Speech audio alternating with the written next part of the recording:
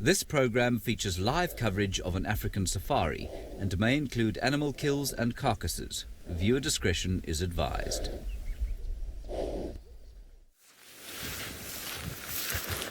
Good afternoon and a very warm welcome to you, ladies and gentlemen, from all over the world, wherever it is you're tuning in from. My name is Steve Falconbridge. This is Safari Live. I'm joined on camera by Senzo Mkhize, the finger genius, and I'm back from leave, and it is a beautiful 29 degrees Celsius, 85 degrees Fahrenheit. Just gotten off the vehicle. We heard some squirrels making an alarm call, but nothing to be found. But Chris will be happy because I found some poo. Just for you, Chris. This looks like kudu. It's quite nice and large. You can mistake it for giraffe. I'm actually going to measure it and check it in my book. You could mistake this for giraffe, but I think it's too small. Haven't seen too many small giraffe on Djuma these days. But please send through your questions to hashtag Safari Live or follow us on YouTube stream. Let us know what you'd like to do this afternoon. We are going to move off towards the north, where Taylor had left the wild dogs this afternoon. This morning. It's been quite a while since I've seen dogs, so that could be a wonderful opportunity. We've got James Hendry out on walk, and Taylor McCurdy is also out on the vehicle. And so we're going to be exploring Djuma in all its glory. So jump on board, fasten your seatbelts, get your glasses of water and whatever you need, and of course your binoculars, and come along for the adventure. You ready, Sense? Off we go.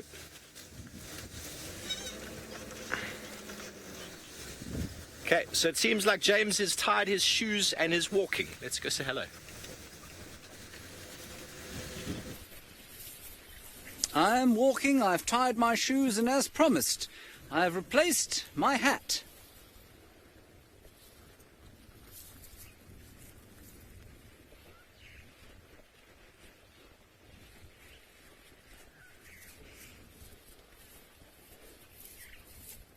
Good afternoon. I hope that you are all very well. David is on camera.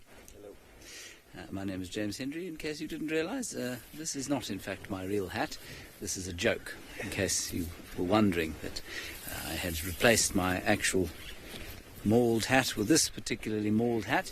This hat is, in fact, Herbert's hat that he left behind when he went on leave, so I thought it might be quite amusing to have it. The reason I'm wearing it is that the new hat that I ordered arrived today with Stephen, and unfortunately it was a hat that looks, feels and is as cheap as the price I paid for it. I paid 80 Rand for it, which is about 20 US cents, and it is unusable. It looks ridiculous. It is impossible to put the microphone into it, and so I'm going to have to go back to the drawing board on the hat front. I thought this was an admirable substitute for a little while. Anyway, that's the story. Please talk to us, hashtag Safari Live, of course, on Twitter, and you can chat to us using the YouTube chat stream. In the meantime, let's go to somebody infinitely more elegant and well turned out than I am.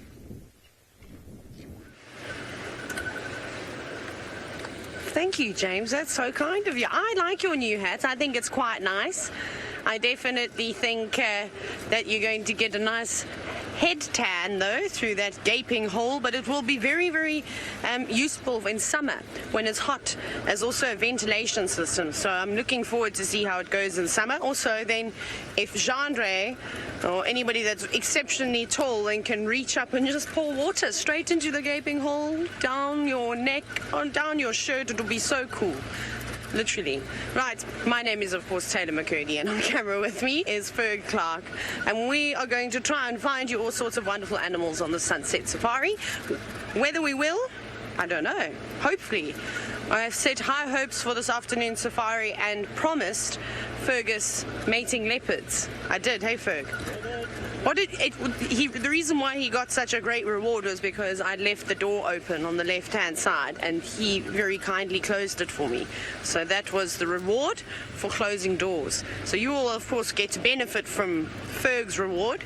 So let's hope we find them. Now, Hukumori, we think Hukumori and Shidulu might be mating just because we've been seeing their tracks together. Well, perhaps Shidulu will be chasing after Hukumori. She seems to like him quite a bit. So anyway, she conveniently disappeared when Tingana came round and is automatically back again as soon as Hukamori steps a foot into the property. So that's good news. She approves of his genetics, and well, let's find them now. Let's find them. Now, remember, this is a live and interactive safari. If you've never joined us on Safari Live, of course, a big welcome to you. And if you're wondering how you can interact with all of the guides this afternoon, all you have to do is hashtag Safari Live on Twitter at the end of your question. You only have 140 characters to do so, not including the 140 characters of the... Oh, never mind, I don't know what I'm talking about. Let's just try that again. The other way and the easier option is if you're watching on YouTube, you can just talk to us there. Join the chat. Is it a International World Something Day today, Ferg? Have you heard of anything? International World... It's International World Day, says Ferg. And then Kirsty says it's International Bad Hat Day. Well, I think James is winning. Perhaps. Why am I wearing such a good hat? James, why is he wearing such a good hat? I don't know why he's wearing such a good hat.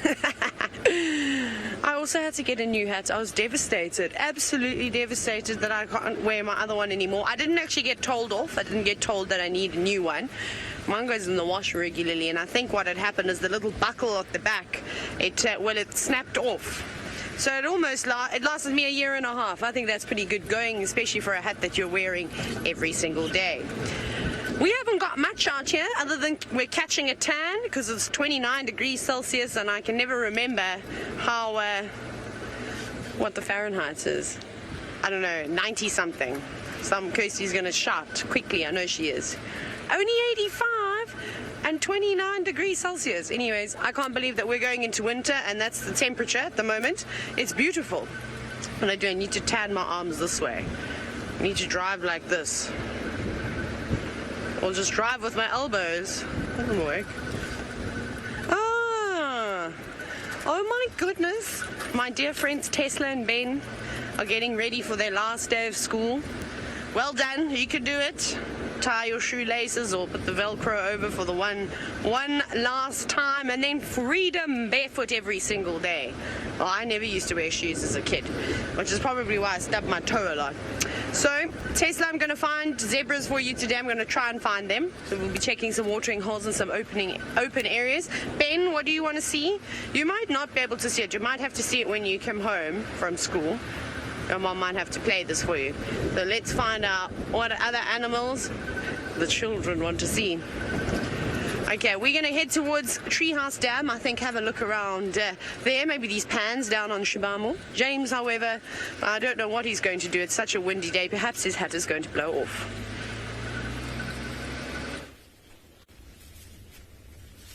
I think my hat might blow off, everybody, but I hope it won't, because it's protecting my head from the sun, isn't it, David? As you showed everybody. Yes. Now, what we have over here, well, first our plan is we're also going to head down sort of in the Treehouse Dam direction, see what we can find, maybe some elephants on the way, maybe some Hukamuri tracks or some Shai-Delu tracks, and then we'll come back up the west, and we'll aim to be in the tent somewhere around 5:25, which of course is just after the school drive will join us. We have a late school drive today. Let us look at this pile of dung over here and reminisce of the rutting season that has now just passed. So this is basically where all of the male impala will have put their dung. And this is a midden, and basically it's a territorial marking. The males will do this, and then when they fall out of favour, another male will come on and put his dung over here, and so it will change during the course of the rutting season. And quarantine prime impala territory for the rut. As we move almost into June, David, are you laughing at my hat? Yes, well, why? It's not really funny, it's just a hat. As we move into the end of May, and we've come out of the dark season, we're into the waxing moon, it's most probable that all of the impala are in fact mated. So the rutting that you will now hear, and it will continue probably for another month or so, is that of males completely wasting their time. The females will largely have conceived already, and that will be the end of that for another year. This is my other hat, my normal hat, which I'll probably have to replace on account of the fact or replace this one on account of the fact the wind is quite strong. Thank you, Daryl. It's very nice to hear you like my hat. Probably both. You say I shouldn't listen to what people say about me or pay any heed to David, who's been laughing at me since we left camp. David's young and cool, you see. Doesn't know what it's like to be old and uncool.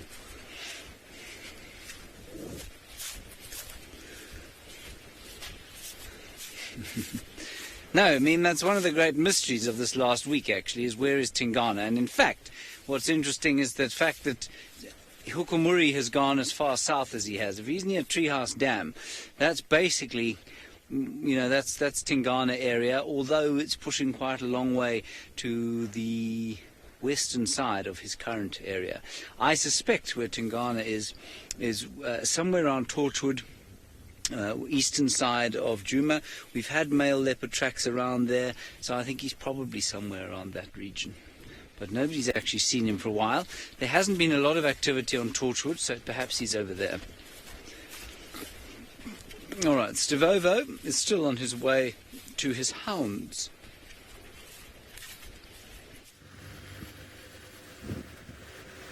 Yes, we are going to head up to the wild dogs, as we said. We might also have a little scan at the Buffelshoek Dam and see exactly how those goslings are getting on. Haven't seen them in 2 weeks. I wonder how the parenting skills are going. I haven't heard James complain about them, but then I haven't been watching. Hello. We found a little pan of water here. All the other pans I've checked, all the other pans I've been seeing are completely dry, and this one has got a beautiful young animal. Anybody know what animal that is? It's quite confusing if you don't see the size. You can see there's horns. Hashtag Safari Live, if you know what animal this is. It's quite a common animal we see around. There we can see some spots and some stripes, and the long orange socks, which makes it quite easy to identify. But at a glance you can get confused if you're unsure. Standing very, very still, just to give it away, you'll see the female behind, hiding in the shade. There we go. They're enjoying the shade. It's a nice mellow day here. It's not as hot as the summer times, but it's still quite warm for our winter months. And with the heat, everything starts drying out. You can see there's a wind blowing his little mane on the back there. That wind aids in a lot of the drying out that happens here. The grasses and the trees are losing lots of moisture because there's no moisture falling, and so their roots are pulling up whatever they can, and this is the time you see the grass is really, really turning brown, getting ready to be burnt if need be when the time comes. But the greenness, yes, Granny Peg, indeed it is a nyala, a young male nyala. He's probably only about 6 months or so. Maybe 7 months. He's a little bit tentative. He wants to drink. Coming down, there we go. It's essential for some of these animals to drink daily. And it is also quite a stressful time, even though the females are watching at the back.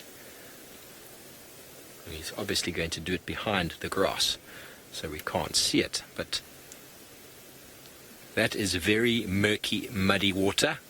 If we had to drink that, it would not go very well with our digestive system. Very alert. The wind is quite helpful. It's quite a gentle wind coming in from his left.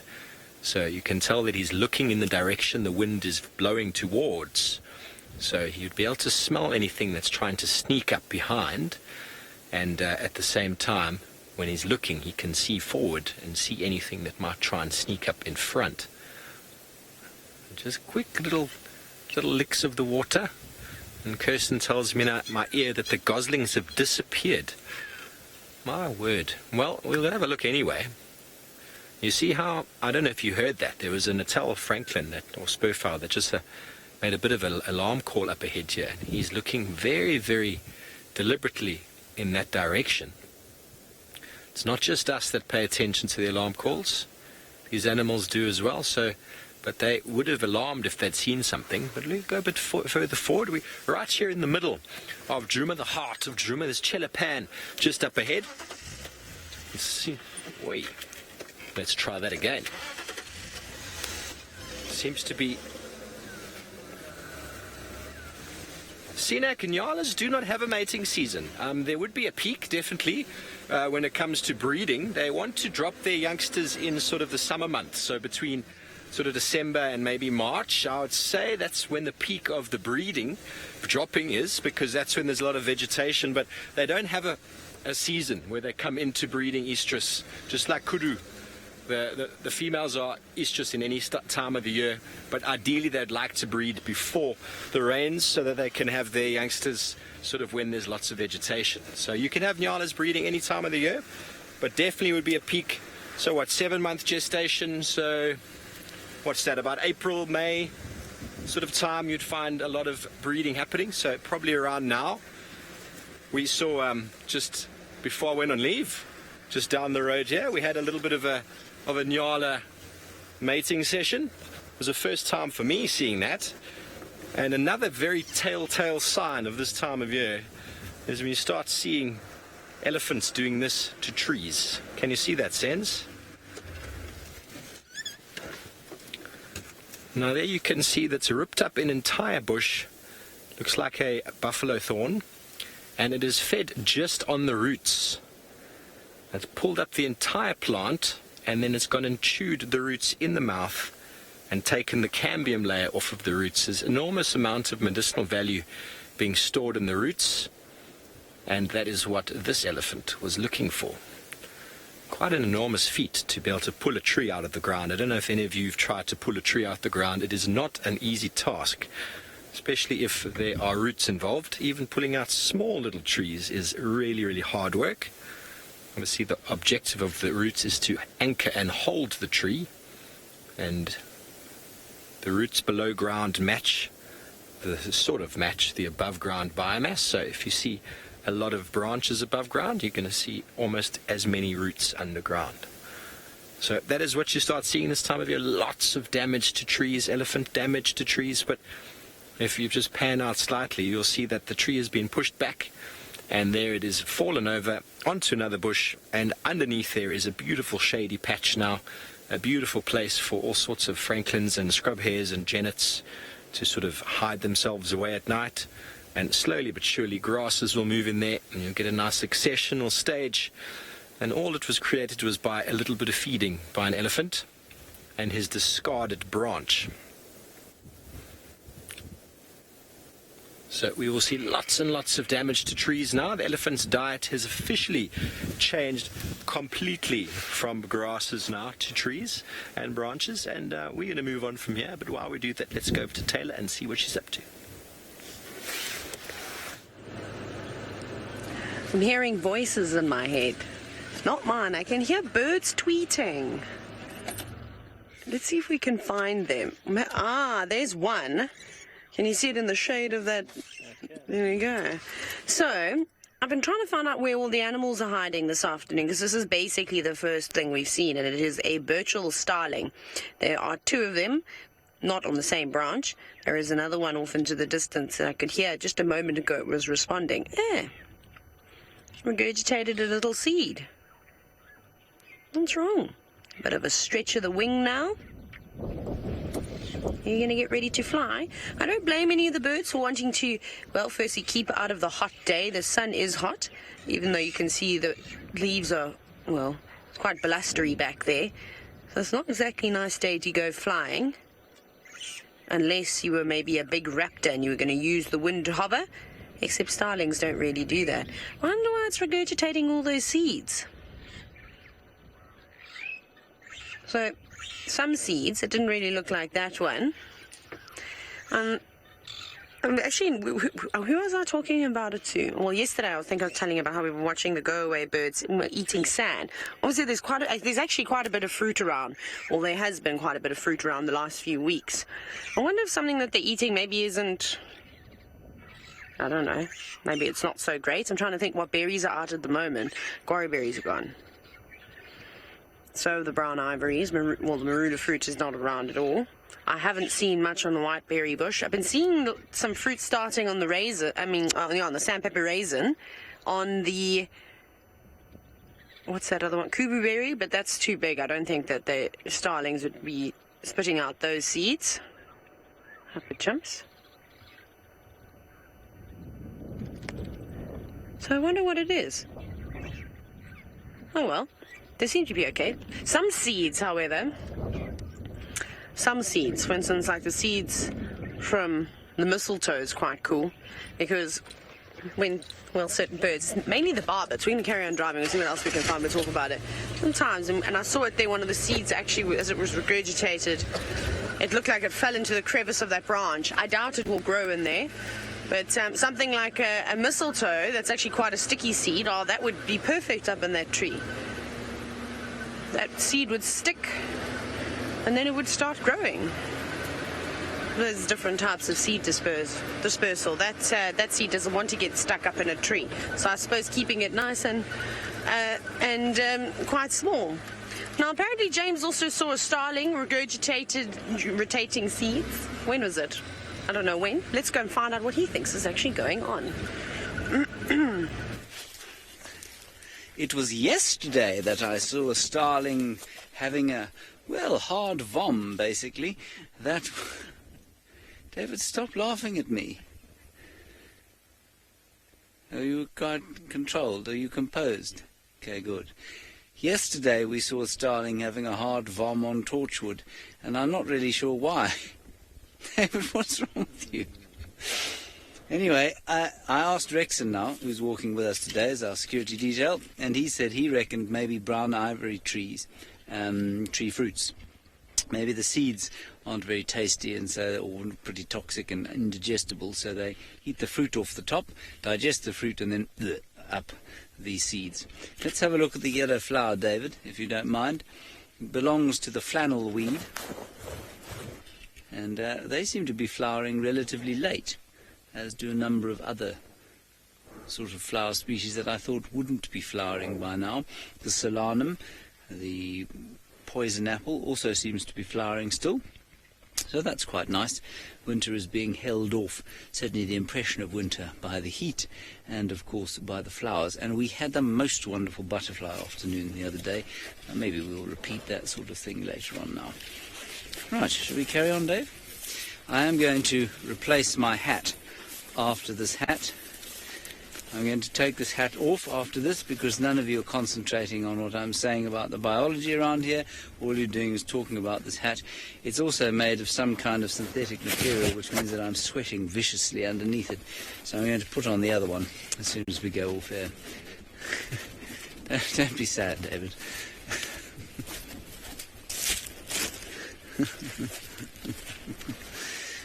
Never too late, says Samaj. A hat. I'm not sure what that means. I refuse to engage with that sort of talk. Here is the flower that keeps on giving, and it will flower late into the winter. This, of course, is Waltheria indica, and one of the best examples of the little yellow flower. It is, of course, eaten by various acria larvae. Those are butterfly larvae, caterpillars, and they become poisonous as a result. As adults, apparently they get some kind of, what is it? What sort of poison is it? I think it's, I think they actually manufacture in their body some kind of cyanide from the chemicals they manage to get out of the Waltheria indica. Good. I shall attempt to get up here now. I'm going to take this hat off. As I do that, Taylor, I believe, has managed to find herself some chelonians and some Hippopotamus amphibius. Well, we've only just realized that this hippo is in fact alive with the terrapins on it. And the reason why we were wondering if it was alive or it maybe just died in the dam as well, because it looks like a rock. You can barely even see it breathing. But then, thankfully, it popped its nostrils out about 3 seconds before we went live. We literally just saw nostrils, not even the eyes or the ears. So that's impressive. This must be Scuba Steve. Remember Scuba Steve, the shy hippo? Every now and then he comes back around. I think this would be a male on its own like this. And typically as we go into the drier seasons, everybody moves out of the big pans on the big dams because they start drying up too. There's not enough space for everybody. So these young boys have to take up these smaller. What is wrong with my English today? Smaller pools. A smaller pool. I was being very posh, but now look, there's something that's moving. Can you see the water? Can you see the water monitor climbing up the dam wall? That's so cool. A smaller pool. I think it sounds so much better than a smaller pool, don't you? That's. Do you think I'm speaking Dutch? That is what we will be calling a pool with a hippo in it. Hippos like to go to smaller pools, and so do a water monitor, apparently. This is a little one. This isn't quite big at all. I just spotted it. Must have been closer to the water's edge. Now, are you living in some of these crevices? Obviously, all this is erosion that you can see on the makeshift dam wall. Now, they'd be nice and cool in there. I wonder if there wouldn't be any little snacks tucked away underneath in all those cracks on the dam wall. That could definitely happen. Also, if it gets too hot in the sun, that'd probably be the first spot that it goes to. Just look at those sneaky movements. They just always look like they're up to no good. Sneaking down the back alleys. Off it goes. Maybe it is just getting a bit too warm and it's just going to rest up. And it'll also have some protection too in between those crevices from raptors in the sky. Goodness, if a martial eagle flies on by this monitor lizard, it's going to have to tuck its tail in. Otherwise, it's going to be spotted. And they absolutely love to eat water monitors. Lots of eagles out here will eat them. Or maybe it's just going to, like I said, look for a snack. You can see it moving again. Its head's popping out. Just a little bit. And those colours are beautiful. The yellow and the black contrasting against it. Now it's just sitting very still. Now it just looks like it's resting. But I'm sure that's where it goes, in the middle of the night. No need for a rocky cave when you've got a bit of erosion on your side. Not that we like erosion. You can see that's why they've got all the brush packing there, all those thorny bits of trees, all cut and packed like that. That's just to help cast a bit of a shadow, so it's not too harsh when vegetation does start growing through. Then we'll try and keep some of the topsoil on them when we do get a big rains. Keep the animals away too from eating all the delicious grass. Right, from this big lizard, we're going to go and have a look at another one.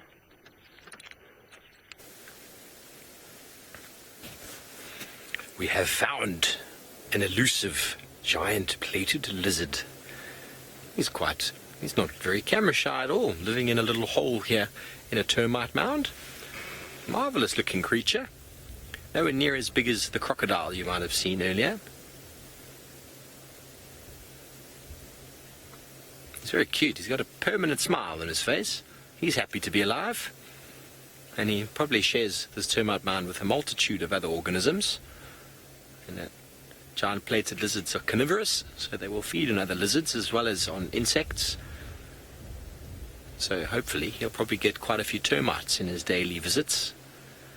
I've once seen one eating a pepper dew. We were at a sundowner spot, and I think one of the guests dropped a pepper dew off of their sandwich or their stack, and it was quickly gobbled up by the giant plated lizard. You often find them at certain sundowner spots where you get regular sort of visitors. You get giant plated lizards and other sorts of animals like elephant shrews and all sorts of other lizards that kind of get quite accustomed to the people there, and they never get eaten by the people, and they often pick up on the scraps. And this guy's got a little bit of a lazy right eye, and you see that. He was busy winking at us there. I think he's saying, "I'd like some pepper dew. Would you?" Yes, he would. Look at that. Nictitating membrane to close and clean the eye. Colleen, this lizard's probably about 30 centimeters or so. I can't actually see his full body length, but looking at the size of the head, I would guess that he's on about 30 centimeters or so, plus minus, maybe a little bit bigger than that. He's very relaxed. Very relaxed. He's in the shade, not in the sun. He's probably been basking in the sun, but I'd say the termite mound itself is quite warm. It warms up quite nicely in the sunshine. He is on the northern side, so the sun was probably on him a few hours ago. How marvellous. There we go, giving us another wink.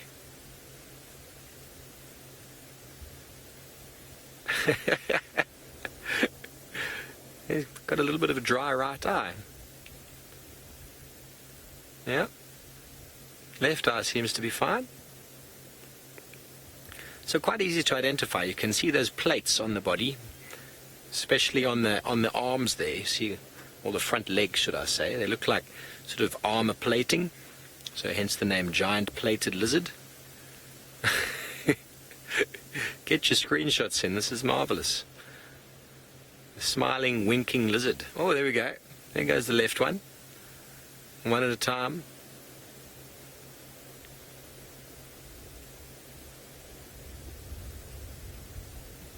There we go. Now he's falling asleep. The show's over, folks. Okay, he's back awake. Nice one, Sands. Lily, he is adorable. He is very adorable, in fact. Very adorable.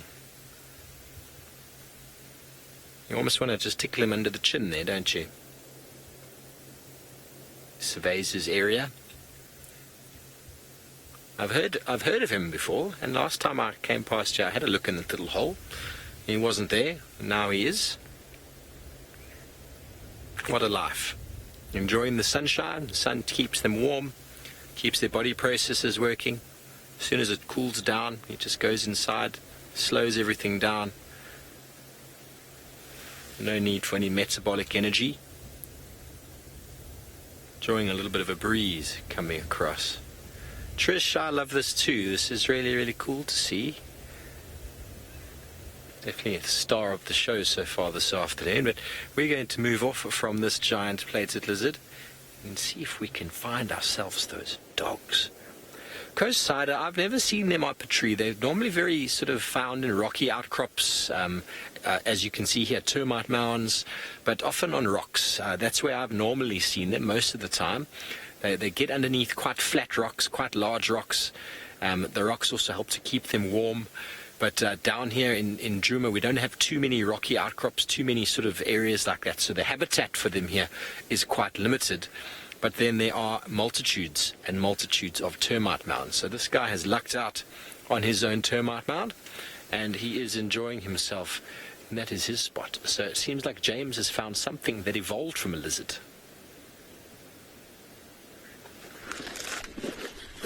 Something that evolved from a lizard. Oh, I see what he means. He means, of course, not myself. I did not evolve from a lizard. I don't think I did. He means the hornbills we had, but they flew away, I'm afraid. I'm climbing this tree because it is so filled with fruit. I've always loved that term, that English expression, heavy with fruit. And this russet bush willow is very heavy with fruit. And it's at this time of the year, of course, after a summer of growth and flowers and fertilization and pollination, that all of the fruit has sort of, grown, come to fruition, ripened is the word I'm going for there, on so many of these trees. Now, I don't know if anybody is able to tell me why it is that some fruits seem to come at the beginning of the summer. The marula fruit is a great example, as is the white berry bush's berries, whereas traditionally, of course, many fruits come at the beginning of winter. Apples and pears are a great example, as is the russet bush willow apparently, and so are, what else? What are the fruits here? The guarries, they do the same thing. The brown ivories do the same thing. Why would it be that some make their fruits in summer and some make them only in the winter time, or just as we're going towards winter? I don't know the answer, but if anyone can tell me, I'll be greatly obliged. I'd hoped to get onto that sort of stretchy outy limb, but I think that's not a good idea. Right. The Watties have berries all year round? What was that, Kirsten? Kirsten says so that the animals can have berries all year round. Kirsten subscribes to the school of thought, clearly, that nature is in some way looking out for its occupants as opposed to just being. Kirsten, I do not subscribe to that school of thought, I'm afraid. It is an interesting school of thought, but it is profoundly, in my opinion, inaccurate. K6 says dispersal and germination periods. What do you mean, K6, exactly? I don't really understand what you mean. So, I mean, obviously these trees are germinating, well, they're not germinating, they're dispersing at different times of the year. I don't understand, though, why a marula tree would rather... Well, hang on, maybe you've got a point here. Maybe a marula tree would like to disperse in the summertime while there's still rain to come, perhaps, because the seed perhaps doesn't last as long as something like this, which might be able to lie dormant for longer. That's not a bad thought at all. Maybe that's exactly what it is. Maybe those seeds that can stay dormant over the winter months are able to sort of, or the trees are able to not expend too much energy during the course of the growing season, and they have their fruit at the end, whereas those seeds perhaps that don't manage a dormancy period after they've come to the point that they can be planted, after they're able to germinate, maybe those ones need to be around when there's rain.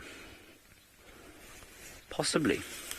Marulas, of course, must pass through the digestive tract of an elephant before they're able to germinate, and maybe they need that much more water as well. Good.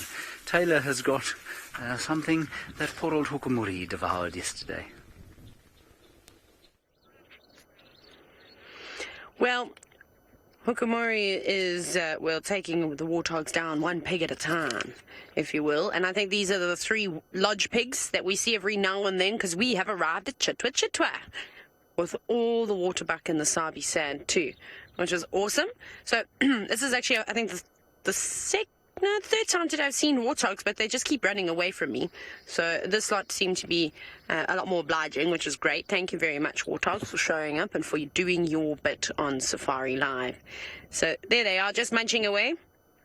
I think sorry, I know my voice is either disappearing, or I don't know where my words are going today. But anyways, we're going to watch these warthogs get a lot more, well, sort of thin, if you will, as we go along in the next couple of weeks. Shame, because as you can see, the grass is not as delicious as what it is. And we're going to be talking about the change of the colour of the grass and the pellets and all how palatable it is and all these different types of things. So get ready for it. And I mean, they're not really going to be able to eat too much out. Sometimes they eat roots. I mean, I've seen warthogs digging before and gnawing on a tree root that, maybe an elephant had pushed the tree over prior to it, so they helped the warthogs out.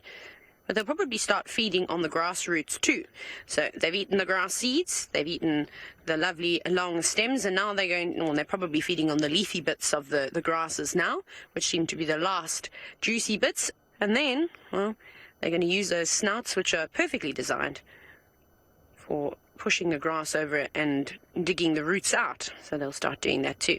And then we'll see them also walking around on their knees a little bit more, which is quite funny, because when they were eating grass seeds, that was the last thing they were doing. They were standing on their tippy toes, trying to reach all those grass seeds. It's very peaceful here. I actually haven't heard the hippos make one noise just yet. Maybe a little bit later. So we will come past the dam again, just because I'm looking and all the hippos seem very far out and are very snoozy, and we've already seen one rock for the day. So we'll come back here just as the sun sets. We've also got a school drive joining us around that time too, and I think that they will enjoy the hippos. And they're all new schools. They've never watched Safari Live before. So best be putting, well, on our best outfits. James has obviously done that today, and hopefully all the animals will come out too. But there's Chitwa down in the distance. And the water's, well, the reflection of the water is very blue. Oh, he took the hat off. No. I loved it. And then it was so funny. We always tease Herbie about it too. Now, look at all the warthogs. Not warthogs, waterbuck. The cows are all sitting down. Some of them in the sun, some of them in the shade of the trees, with all the boys hanging around. This is lovely. Kristen, for the life of me, I'm trying to remember how long a waterbuck is pregnant for. I think is it about 8 months? think it's 8 months. I can check. I just have to scroll through, not scroll, page, because I'm not on my phone. I'm on my, I have the book here. I'm pretty sure it's about 8 months or so. So they should start coming into season again soon. Hang on. I've just noticed they're having a breeding time? Perfect, because this all will match up in a minute. So look at that waterbuck there on the left. I just think look at the way he's posturing. And that other waterbuck. Let's see if we might get a little bit of a squabble here. That could be quite nice to see. We've been seeing, of course, the impala butting heads, but some of these young waterbuck are also just butting heads. I just want to see what the gestation period, because that will determine when the breeding season is. Trying to think, well, we've been seeing waterbuck mating. I've seen them mating or trying to mate a couple of times, but like with anything, some girls will come into estrus a little bit sooner because they'll try and sink their estrus. Look there, he got nervous. He's getting quite brave, so he's much younger than his opponent. Much, much younger. Just even in body size. The horns seem to be fairly even, but I think the one on the right is definitely a younger bull. He's being cheeky, and all that the bigger waterbuck bull did was took one step to the right and dropped his horns, and that fella was off. Okay, here we go. A gestation for waterbuck, 280 days. What's that? 3, 6, 9, 12, 15, 18. Yeah, so about 8 months. So not too bad. 8.5 months. I'm trying to think when we always see the little waterbuck calves. We've seen a couple of them now. They typically give birth quite late in the year in comparison to the impala, to the wildebeest.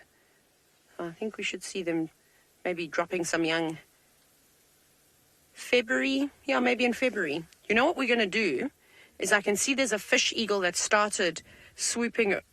It's moved off its perch. It's swooping down towards the water. Let's go and see if we go closer to the dam, if we can't catch it diving down along the water. How does that sound? Because that's something I have never seen before. Is an African fish eagle successfully catching a fish. And if you're just patient enough, you might get that chance. What's it doing? It's just flown up over there. It's just perched now again. Let's see. Hello, waterbuck. I mean, we'll just quickly look at these fluffy ones over here. They're a couple of months old now. They must be about 3 to 4 months old already. She's not impressed with us, that cow. Don't worry, we're going to keep going. We just wanted to have a quick look at your youngsters, see how fluffy they are. It's okay. Not convinced. Oh, there goes this other. Okay. Amazing. We'll quickly look at, that's the second fish eagle. We'll have a quick look at it as it flies away. It's probably going to disappear behind some trees, but we've got the other one in sight. So I think we'll try and sit with them, and hopefully we'll get them swooping down across Chitwa Dam. But I believe James has got a butterfly sitting on a piece of grass. We have a butterfly sitting on a piece of grass. That is very well described, whoever described it. What I believe this to be is either a brown-veined white or an African-veined white. Now, it's difficult to tell the difference. Apparently there's supposed to be some dumbbell-shaped thing on the forewing of the brown-veined white. I see, this is not a brown-veined white then. I'd go with African common white. No, sorry, African veined white. There's not a lot of veins on it though, which is worrying to me. I find this whole butterfly malarkey quite difficult, everyone. Let's go with African veined white, unless Elise or James Richard would like to tell me otherwise.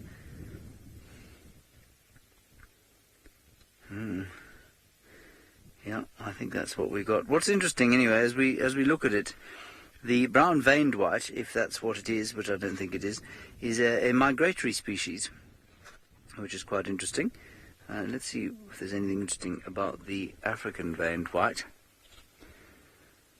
superficially resembles brown-veined white, at least the male. White form female, the male. Coast Rider, you said it looks like a faded monarch. It's definitely not a monarch, as far as I'm aware. You see, now these ones, they're found all year round, but they look different at different times of the year, if you can believe it. More common in late summer and autumn. Well, that's pretty standard. You're going to get a bit closer. Elise, you reckon it's a forest white. Well, I'm going to tell you what. I'll have a look-see on my app and see if I agree with you. Elise, I'll tell you why I don't agree with you. I think that forewing stripe is too thick. But, that said, the outside of the wing on the forest, on the, on the forest white, that's also quite veiny. You see what I mean, Elise? It could be a forest white, but I'm going to stick at the moment with my African veined white. Anyway, I don't think he's in a particularly good way. He seemed to be flopping around on the ground quite a lot when we first found him, and I think he might be not long for this world. He's a lovely pale yellow colour, isn't he, David? Yes. Oh, he's lost his hind wing. You see, he's lost his hind wing there. Okay, that's why it doesn't look like he's got veins on it. Justin, the reason I will tell you why I don't think he's a brown-veined white, you see that stripe on the top of his forewing. So, I know it's almost impossible. But, so there's a stripe at the top. There's the outside of the wing, and then there's a very distinct black stripe, which you can't see at the moment. There, at the top of the wing that you can see there, that's it. Top of that, there's that sort of thickish stripe there. Now, on the brown-veined white, that seems to be shaped like a dumbbell, whereas on the African-veined white, it is straight like that. And on the forest white, which is being suggested by Elise, it's a lot thicker, I think, than that one is. Let me have another look quickly.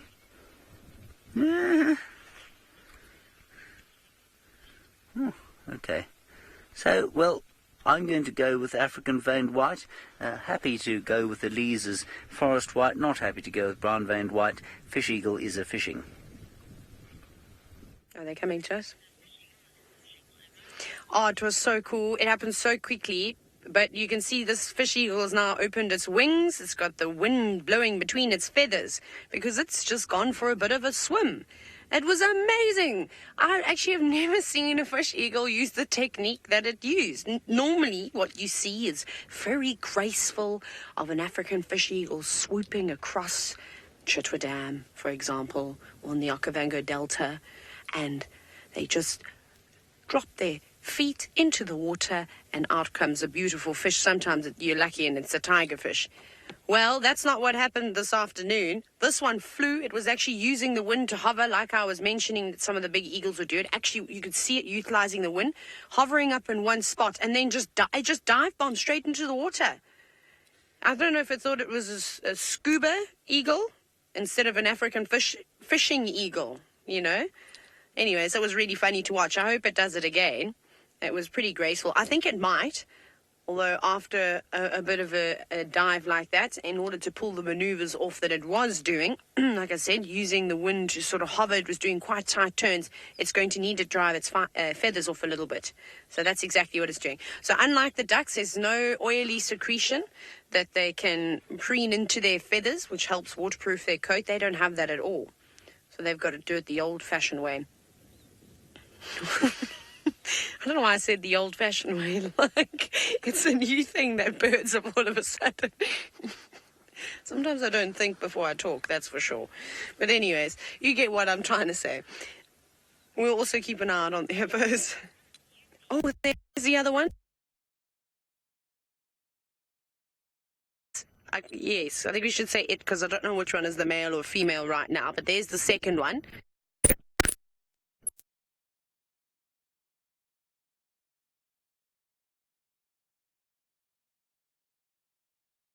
I don't think that one wants to be out in the sun so much. But the other one's not so bothered. I really hope we get to see it again. That was mesmerized. It was so beautiful, but it happened so quickly. And then Ferg was doing some as well, which was very cool. Oh, well, I need to fix a couple of things. Let's send you off to Steve.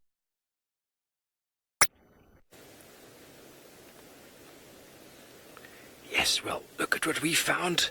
Sorry about Taylor's technical issues there, but don't worry, we've got wild dogs. It's my second time now seeing them in Djuma. I think my first week was the first time, and that makes it 4 times in my life that I have seen wild dogs in the wild. That is marvelous. Super excited. We found them because they'd made a kill this morning, Taylor said. I'm not sure what they killed, but we found them because there were 2 Battalier eagles in the tree, an adult and a sub-adult. And if it wasn't for that, we would not have found them, because as you can see, they're very flat. They're about maybe 40 meters north of the road. And as we slowed down for the Battalier, Senzo got sort of a sight just of the ears. And I had to get all the way in here before I could see the ears. So it goes to show the difference between... And you see the one at the back, Senz? He's having a proper scratch. So if it wasn't for the ears, we wouldn't have seen. Here we go. There's another beautiful one. There they are. They're moving with the shade as the sun moves. The shade moves. I counted 7. Sandy, I love them too. It is so special that we're able to find them. And I believe Taylor just bumped into them by accident this morning. She saw something slither across the road and she thought it might have been a warthog. And this is by no means anything like a warthog, but that quick little sort of movement, I suppose, you could confuse. But she went with her gut and decided to follow up on it, and look at what she found. They're doing all sorts of whining sounds. I'm not quite sure why. They've eaten. Maybe some of them are getting a bit restless. They want to go and drink. We're not far from Gwari Pan, which is just around the corner. We're on a road called Gwari Pan Road, and then Buffelshoek Dam is just directly north of us here, probably about 500 meters or so, maybe less even. And they are parked just next to a pathway that comes directly from there. So I have no doubt whatever it is that they killed was unsuspecting and was moving along one of these paths to and from the water. And the wild dogs did their thing. Not sure how many Taylor counted this morning. I haven't managed to get all of them in one visual, one shot. But I think I've counted 7. Senz, how many have you got?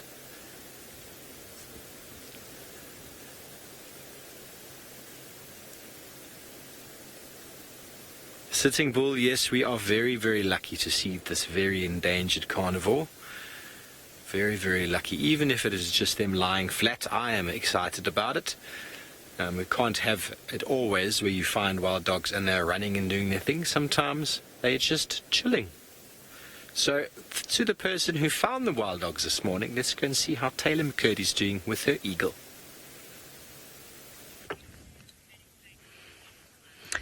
Still drying its feathers off. It kind of looked like I did today as I was sitting outside in the sun, except the only difference between this fish eagle, well, there's a few differences. Firstly, I don't have feathers. My hair was just wet, and I'm not sitting perched up on a tree. I was just standing down on the ground. But I was doing a very similar thing in the car park today. Looks like it wants to every now and then jump off. Please, can you do whatever you did before again? I've never seen that technique by a fish eagle before, but it was amazing. I have no idea why it dive bombed the water like that. Don't know if its wings were going to whack the water's surface hard enough that it was going to send shock waves and stun the fish like that. That's, of course, absolute nonsense. That can't happen. But that's what it seemed like it was trying to achieve. Perhaps this is some form of scientist eagle, and it's testing the boundaries. But you can see its feathers have dried off quite nicely today. In just a short time, too. Although it didn't spend too much time in the water. I mean, it didn't do a little synchronized swimming act for us. It got out fairly quickly. So I don't think that its feathers would have been soaked right through. Maybe not quite down to the down. It's still just running its beak through all its feathers, making sure it's nice and clean. Does look like it's been for a wash. The white feathers on its chest are super, super white now. Although birds do tend to stay fairly clean, except for the ones that you'll find dust bathing regularly, like the guinea fowl. They aren't normally always sort of looking perfect, picture perfect. You don't always see the shininess on their feathers. That's because they do like to spend a bit of time dust bathing.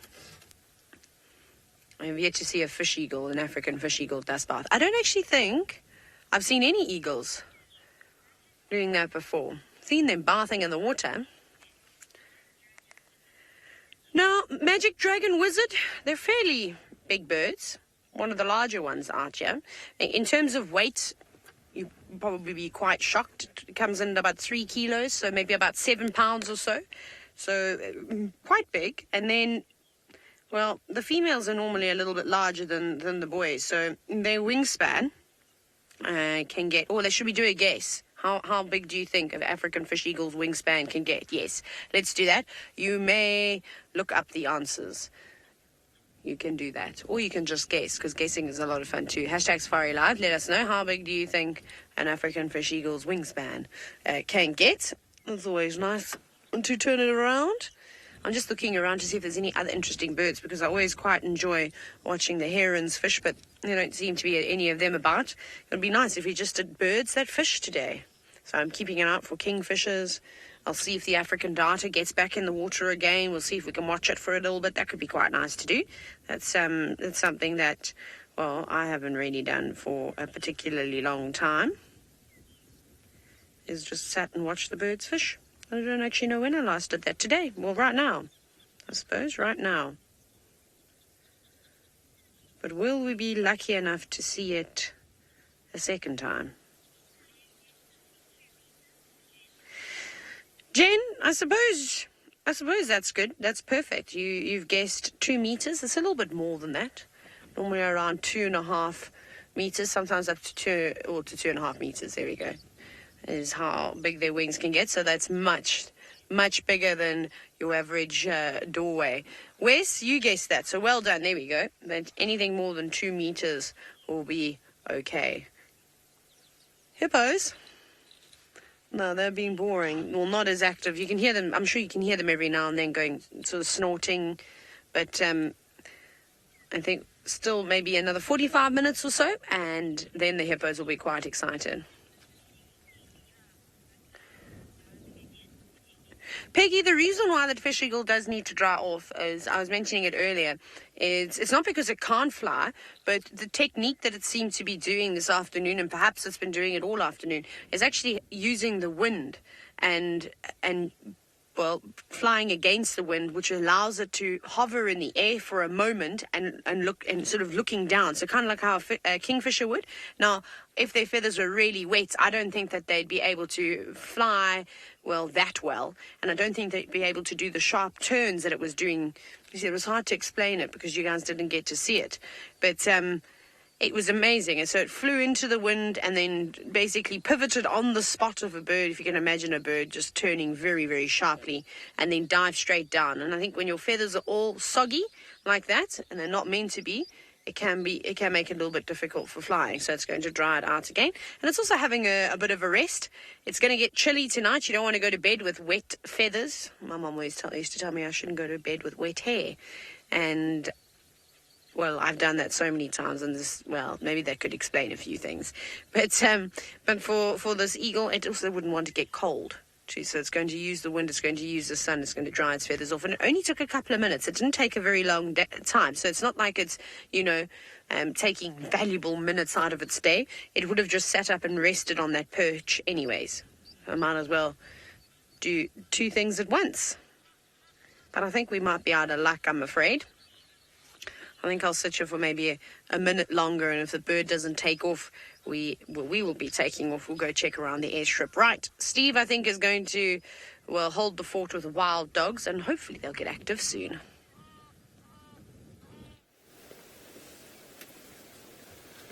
They have been moving and shaking and trying to get the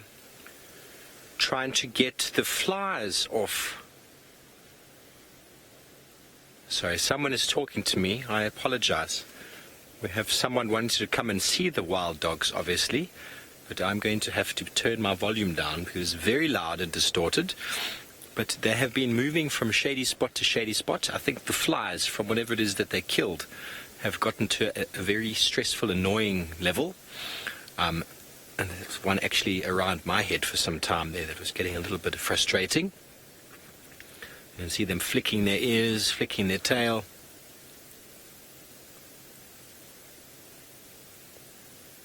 Okay. Thanks, James Richard. It seems to be the breakaway Investec pack. There should be 8. We've only managed to count 7, but it's wonderful that they're in the area for so long. I think it's been a few months now. This is the one I saw. There were 9 of them though when I saw them in January. I think it was the same animals. Yeah. Taylor was saying the alpha female looked like she was quite pregnant this morning, so that would be wonderful if they decided to find a den site nearby. Quick link to Taylor.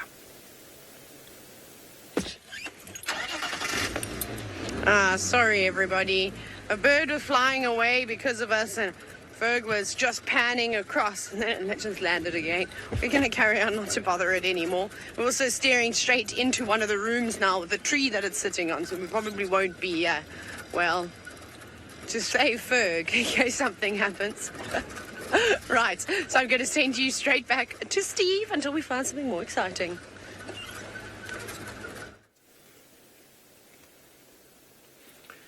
Okay, well, you're back with us. Appears that Taylor's fish eagle is trying to play games with all of you. And these dogs are still very, very flat.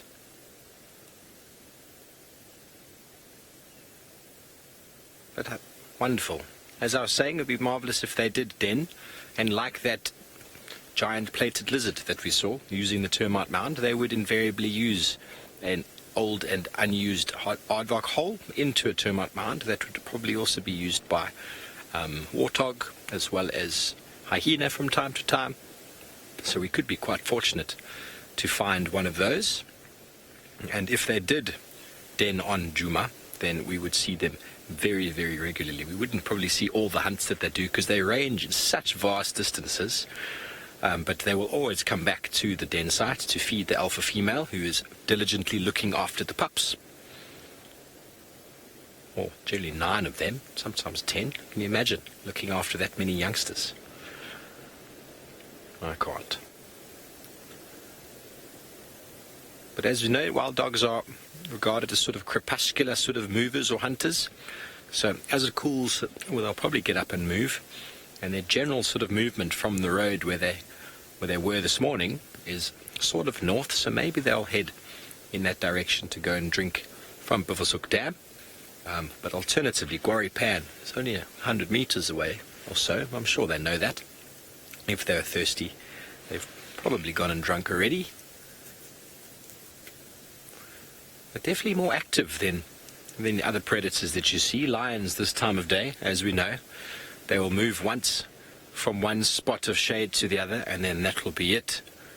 Whereas these guys have constantly moved. They've moved 5 or 6 times since you've been here. Tom, yes, there's an alpha male and female, and they dictate sort of all sorts of things. They dictate with the movements, the hunting, the den site, the placement of the den site.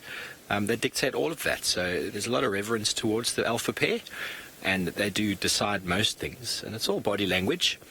Well, there's a few yelps and squeals that they do, but they work as a family unit, and it's only the alpha male and female that breed as well. And seeing as there's like 9 or so, sometimes 12, I believe, even pups, there's not enough food to go around to feed if more than one female did breed.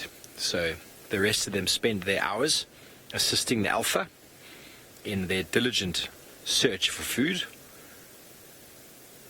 Even though they don't look very diligent right now, they have eaten already this morning, and if they had a den with a female guarding the pups, they would have run all the way back there already this morning with their bellies full of meat and regurgitated some for her and for the pups that are hanging around.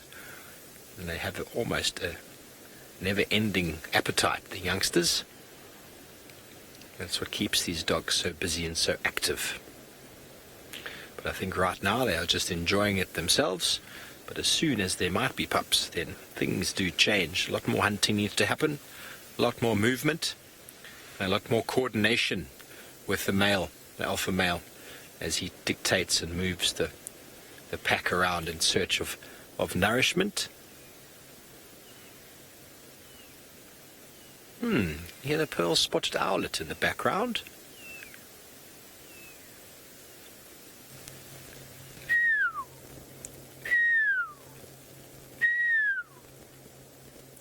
And can you hear that, Kirst? That was me, but the pearl-spotted in the background. Another crepuscular hunter. They're active in the dawn and dusk to limit the competition that they'll experience with larger predators, predatory birds. Bigger owls, should I say. Just like the wild dogs have their sort of niche in the daytime to try and avoid competition with the larger lions. So, just branching out here, we're going to go from wild dogs to James.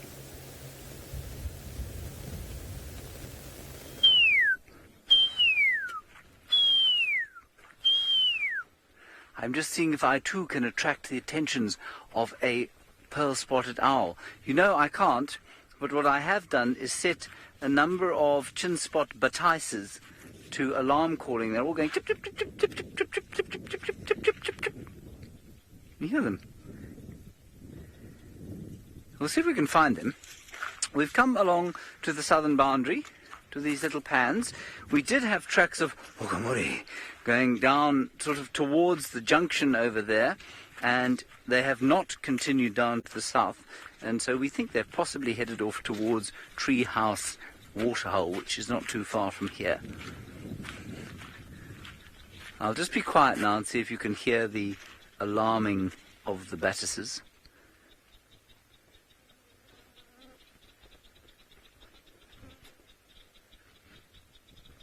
Can you hear them? That's quite fun. Let's just go through here. Rex is just checking this pan for tracks. A chin-spot batis will normally sit for you if you get close enough. And they're such pretty black and white birds. Little things. Little teeny weeny ones. There it is, David. I see the male. He without the chin spot. There. Behold. Well done. You got him, David? Oh, he's flown away. He's on the next tree. See him? Now he's there, and he's in the sun now. You see him there? Two of them on that there, just moving around there. They've now gone. Oh, good.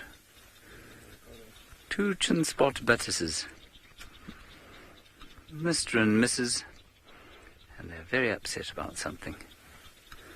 And I think it was the combination of my alarm call, or my pearl-spotted owl call, and Rex probably going around the little mud pan here, seeing if you can find some tracks.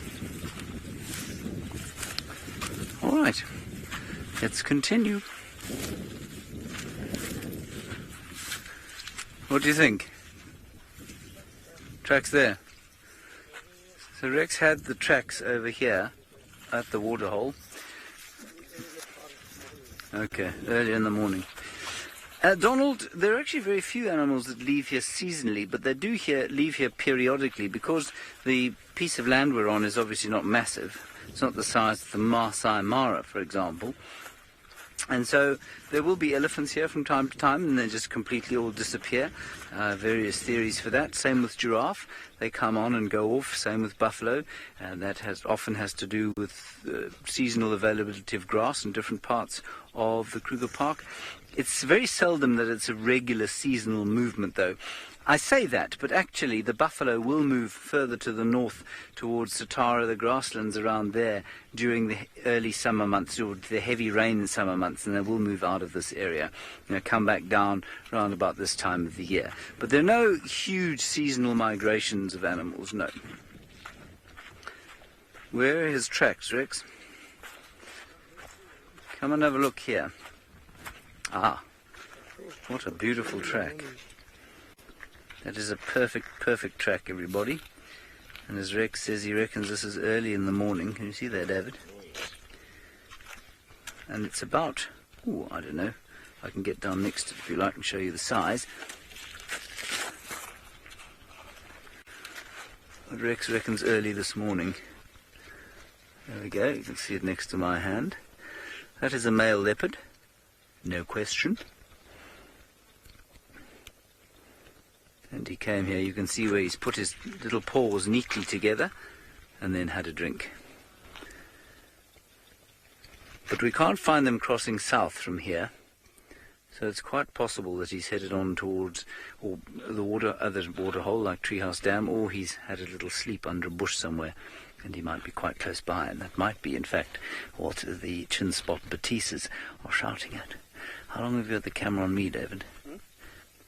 Not too long, oh good.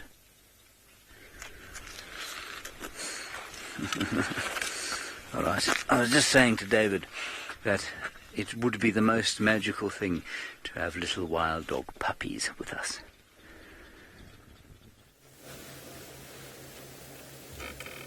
Yes, it would be marvellous to have wild dog puppies. On Juma, can you imagine? The roar of the lion with dog puppies. I don't know, has it happened before? I wouldn't know. I wonder if any of the viewers out there can tell us if there have been wild dog puppies that they know of on Juma. Negative, Kirsten is saying. So it would be a first. 2018, the year of the dog.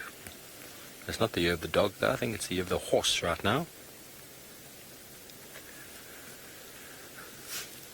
Minamu, I think it's 9. I can get up to 12, I think. I'm not 100% sure, but I mean, there's a whole lot of teats there. But yeah, 9 is an enormous number, but 12 is even more. I've heard it can even get greater than that, but the competition gets a bit too great for them. They're trying to compete for milk with mum's milk, and then obviously the food coming back. So I think 9 is sort of like an average number. But then I've never seen wild dog pups before, only in documentaries. So it would be marvellous to see and to count. And you can imagine that by having 9, they would double their ranks immediately. Philip, wild dogs, when they are born, they've got a white tip on the tail, and they are invariably completely black. The white tip stays, as well as the black nose. That stays. The white tip and the black nose stay throughout their life. That is the only unique characteristic of wild dogs. The rest of the spots start to change, and each of them have a unique sort of pattern. So when I don't mean unique, I mean that's the white tip on the tail and the black nose or snout is the one thing that all wild dogs have. They have it from birth, and as they get older they start developing this sort of painted tawny and white and black sort of colors on the body itself, which aid in their camouflage. I'm sure the dark coat when they're younger is primarily to aid in keeping them warm when they're still young. But they are born blind in a hole in the ground that the mum looks after quite diligently.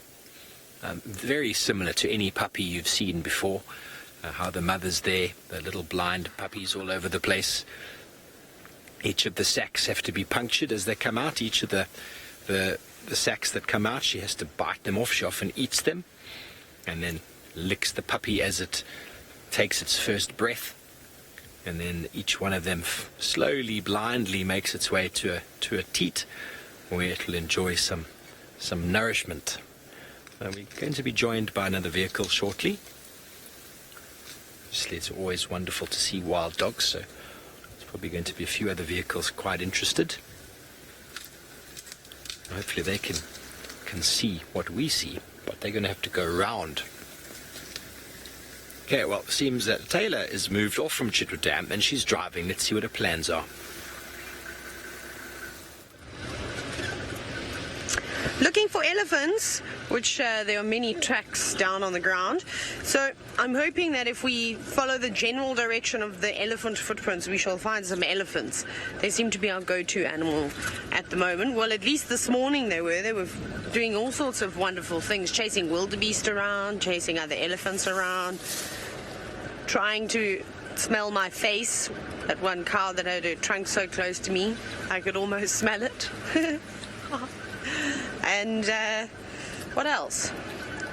They've actually been the most obliging animals recently, have been the elephants, which has been great.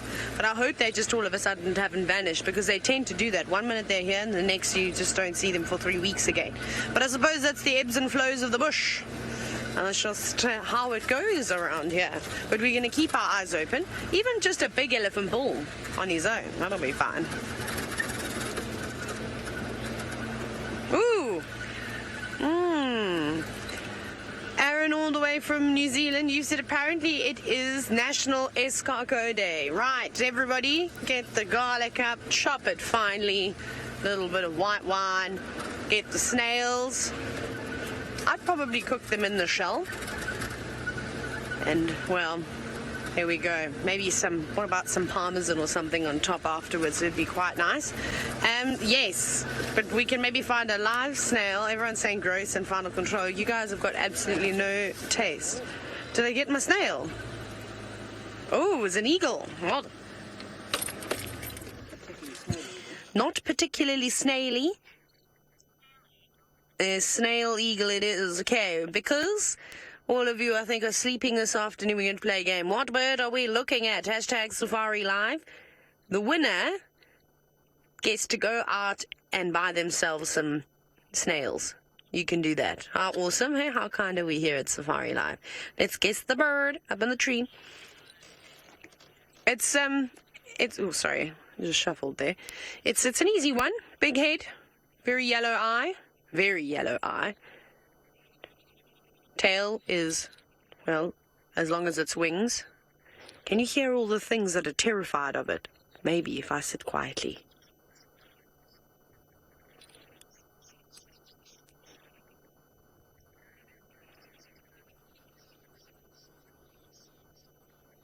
Listen to all the birds and the squirrels chattering. They're not happy. Yeah, Mafuta, well done. You can indulge in snails tonight because brown snake eagle is the correct answer. Well done. Thank you for watching also. I'm just trying to see who's awake, because it really does sound like everyone's sleeping, except for Tesla and Ben. They're probably on their way to school now. Those are our young friends that were saying they were just watching before they went on their last day of school, I assume for the holidays. So yes, there's a brown snake eagle with some very unhappy birds and squirrels. They've all seemed to have settled down now. There's even one up in the tree. Who is sitting up in the tree? Oh, I wonder who it could be. That looks very much like a fork-tailed drongo. And someone I'm not surprised to see. Remember that one time I saw fork-tailed drongo and it sat on the brown snake eagle's head? Oh, I was really hoping it was going to sit on its head. I mean, that would have been amazing. That was what I was going with there. I was trying to time it perfectly, but nature didn't want me to win. That's okay. That was quite funny to see. I mean, normally they're up there and they're a bit annoyed with whatever raptor is around, and then they bop them on the head. Drongos are bullies, but they're little ones, and they just annoy the big eagles so much that eventually they just fly off and say, right, I'm not taking this anymore. But very nice, beautiful, silhouetted up against the sky. I think we're going to be in for a good sunset tonight, so hope you're ready. We'll try to do a classic Chitwa sunset. So we'll now continue on our search for the elephants. Right, Stivovo, if you happen to hear any elephants cracking trees in the distance, let us know. But for now, you might just be listening to the snores of the dogs.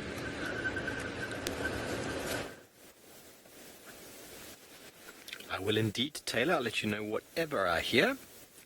All we can see now is a dog, and we had some moving. You hear them moving in the long grass, but all but this one have vanished in the greenness. Even this one is not that, but they're enjoying the shade. They're full bellies. Well, they didn't look very full, to be honest. can just see them flittering around in the long grass up ahead here. You can just see the movement of tails flicking.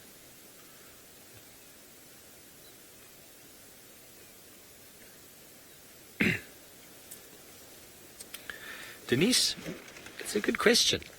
My knowledge on wild dogs is limited, but I would assume that it's the biggest and strongest one. It would be the dominant. So if the alpha dies, the next in line would be the biggest and strongest, and they would just move in. It is definitely a domination sort of thing. They have to be big to be alpha. So definitely the biggest male and female second in line would assume that. And there's constantly animal behavior going on. There's constantly dominance taking place.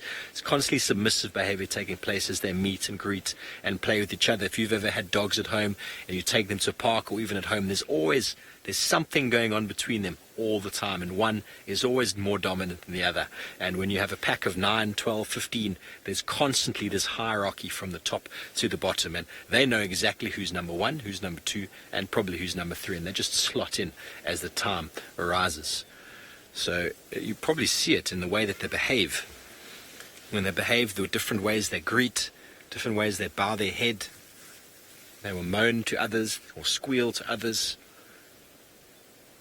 But very important that they keep a dominance hierarchy between them, and they're all doing it for the benefit of the pack. No individual is benefiting alone. With a wild dog on its own is a very, very difficult animal to work. I mean, to hunt on its own, they'd probably be able to get by, but it's their strength in numbers. I've seen shows in the past with wild dogs outnumbering hyena, even competing with lion at times, but on their own it doesn't work. There's the family that keeps them going, the assistance in larger prey, and obviously the defense of their very, very, very large territory.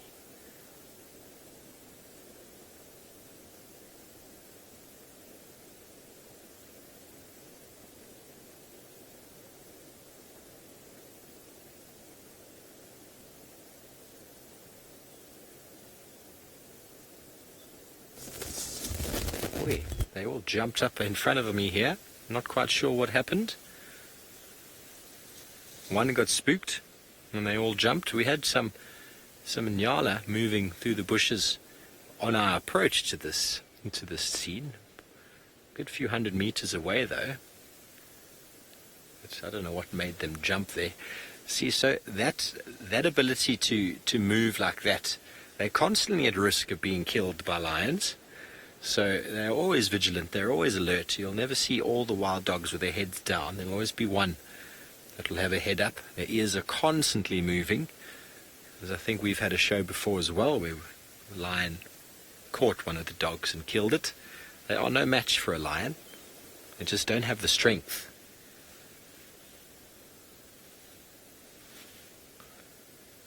Angie, I think I've kind of answered that question, but a single wild dog on its own, I don't think it would last very long. It just doesn't have the strength to manage. So a single wild dog, ideally, if it was moving around, would try and integrate itself in another pack. It'd have to come in at the lowest order, and hopefully it gets accepted in. It'd obviously have to be submissive to all of the others, and hopefully get in. That's the only way they'll actually be able to live for a long time. On their own, it's just there's too much to worry about. You've got to watch out for predators. You can't get injured if you're on your own. No one to look after. I think Noel had that wild dog with hyena incident. That wild dog was injured. So that guy, I don't think he lasted. So on their own, they're too vulnerable. They're too vulnerable. They need to be able to hunt in an organized unit. And the social dynamics between them is just so strong. Very, very strong, very important, imperative to their survival. That's how they've evolved. Leopards have done it differently, but they're able to climb trees, very, very strong animals, able to catch prey much larger than themselves. A wild dog would probably be able to catch an animal on its own, but then to defend that kill and then to look after it for themselves would be difficult. And then while they're feeding, they also run the risk of other predators moving in, as we've seen many, many times. And I believe Taylor reckons that these dogs actually stole whatever kill it was they had this morning from potentially a leopard, and considering where we are, it was probably Thandi. So on their own, they wouldn't be able to steal a kill. So yes, they are very efficient hunters, but being in a pack, they're able to steal from larger predators or more powerful predators in the form of leopards. They'd be able to outcompete a hyena as well at certain breakdowns if there's enough of them. It's that strength as a unit that allows them to do that. On their own, though, I don't think anything would take them seriously. One wild dog isn't very formidable. It would have to prey on small animals like scrub hares and perhaps even birds. Steenbok. Okay, so an animal that these dogs would probably steer clear of. Let's go see if James is going to find him.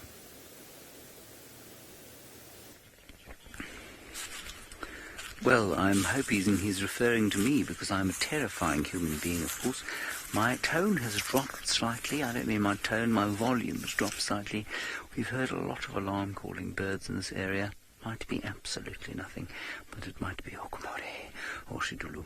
In the meantime, Rex is up there. He's having a look around. We can look around this area. Where very clearly, David, what's happened? What's happened here? Something has lain down. Look over here. And it smells very strongly of elephants. Therefore, I'm going to conclude, David, that it was in fact an elephant that lay down here on account of the smell and the size of the patch of the grass that's been pushed down. And what I suspect is that during the middle of the day, which was quite hot today, a herd of elephants came through here. The youngster, or 2 or 3 youngsters may have lain down there, had a little bit of a sleep while the adults fed or dozed around here in the shade, and then they'd have all moved off together. Here is evidence of their presence, David, in the form of a large dung ball. Very nice. And I was just saying to David the other day how much I enjoy kicking these dung balls and really giving them a good hard kick. And you know, David, I know that you're backing off because you think I'm going to do it now. I'm not, in fact. I suddenly started to feel really bad about it because, of course, unless you kick it almost immediately as it comes out of the elephant, which is not a great idea, it's immediately set upon by hundreds of little organisms. And so by kicking them apart, I hate to think how many little fly larvae and beetle larvae and all sorts of other things that are trying to make their way in the world. I hate to think how many of their lives are catastrophically destroyed by kicking the dung balls. So I'm not going to do it anymore. Isn't that sad? Because it took a huge amount of pleasure from kicking them. Anyway, just another avenue of pleasure closed off in my life, to quote Basil Fawlty. Anyway, so that's what's happened here. We're going to continue down this way. If you are unfamiliar with Basil Fawlty, the avenue of pleasure that he referred to in his, when he said that, was that his wife basically banned him from horse race betting. And she said, "Basil, you're not betting on horses, are you?" And he said, "No, dear, that little avenue of pleasure was closed off long ago." Samu, aged 9. I missed your question, I'm afraid, because I was talking nonsense and had nothing to do with the safari, so I apologise for that. Kirsten, have it again. Come on. Are there animals without tails in Africa? Yes, there are, Samu. You can see I don't have a tail. I am an animal. So yes, there are lots.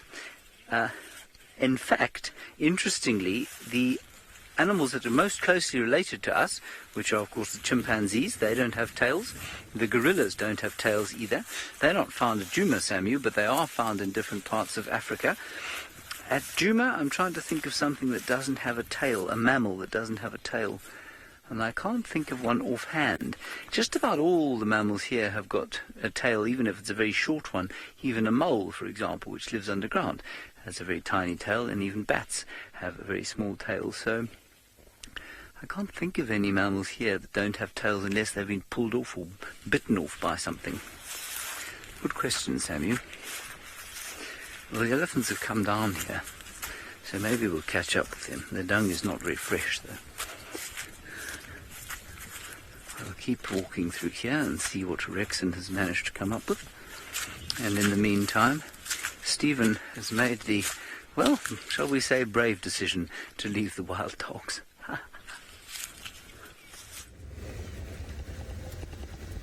Well, we've just made a little bit of space for the other vehicles that would like to see them. I just checked Pan and there's no water on Pan, so let those guys all have a little bit of a look. And if they're thirsty, they're going to come to Buffelshoek. So we're going to hedge our bets and we're going to go through to Buffelshoek. One of the guides there was telling me that he saw something interesting in Buffelshoek, so we're going to go see if we can find that. I'll show that to you. And then I am on the list to go straight back to the wild dogs as soon as something happens, or as soon as they all lose interest in them and move away, which is often what happens in these places. You've probably noticed how many times we've spent time with leopard and then we've left the leopard for space purposes, and then within 20 minutes we're back again. So don't worry, we will definitely go back to the dogs. Let's go check on the dam, see if our goslings have returned. Wild dog tracks over here, so they might have drunk already, or they were hunting this morning, or they were moving along this road when they then heard whatever it was make that kill. Hey. So we're going to just go to the dam. Lex was telling me now, Lex is he's actually one of the original guides in the area, very, very well known photographer and guiding photographer. He's telling me he saw a genet this morning behaving very strangely at the dam, and then he found it again just now. So we're going to go see if we can find it, because I think it's dead. Very strange behavior. It was kind of sort of in the open at 9 o'clock this morning, which is very unusual behavior for a genet. So it's possible it got injured by something. It was maybe trying to go to drink or something like that, and then all sorts of things. See, here we got a bateleur eagle. Is first on the scene. Is that a bateleur? Or is that a tawny? That looks like a tawny eagle. Sense? Yeah, that's a tawny eagle. Marvelous. It's a beautiful, beautiful bird. So tawnies and bateleur are very, very reliable indicators of some form of meat on the ground. And when we found the wild dogs, as thankfully we saw the bateleur, that's what helped us. Otherwise, I wouldn't have seen the ears. Senzo saw the ears. Doesn't seem to have anything in his talons at the moment, but let's go forward and see if we can get this genet. And we can also be on the other side of that eagle. It'll be a marvelous shot.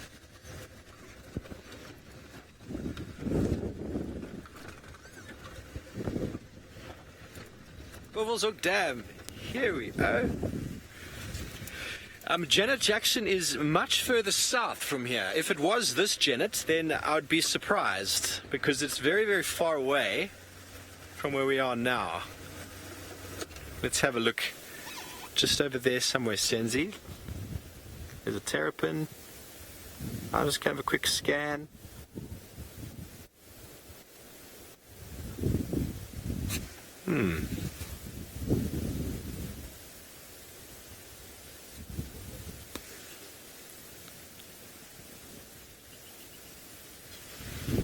Oh wow, there we go. Where is that, Sense? Okay, so that is a bateleur eagle, which Senzo spotted, and I still haven't seen him. There we go. Okay, so the genet is probably quite close to that bateleur eagle.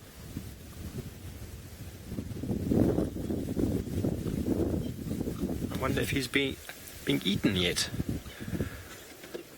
Very good indicator. I'm going to keep scanning the bank. Beautiful adult. Oh, there we go. Directly across, Sens, you see where that little hole is? Just below the hole. There we go. There's a genet. Looking rather dead. It does happen, folks. This does happen. Natural causes, or maybe it was in a fight. Who knows? We weren't here to see it, but if you see a genet lazing around close to the water like that at 9 o'clock in the morning, there's something wrong. definitely something wrong. They are very, very nocturnal animals. I've never even seen one in the morning on a game drive. I've only ever seen them late at night. So maybe early evening, but it's got to be pitch black. That's how their coloration works. Shame. Poor thing. So maybe it was sick. Maybe it was just old age. These things happen. Eyes are open. Could have been a snake bite, Kirst says. Yeah, could have been. They would go for snakes. I don't know the immunity of a genet to a snake bite. But what's interesting is that Bateleur is still just sitting there. He definitely knows that it's there. Or maybe he's a bit reluctant to go down because, genet is quite a sort of aggressive predator, and it would be quite a battle for a Bateleur to take a small predator like that if it had some fight left in him.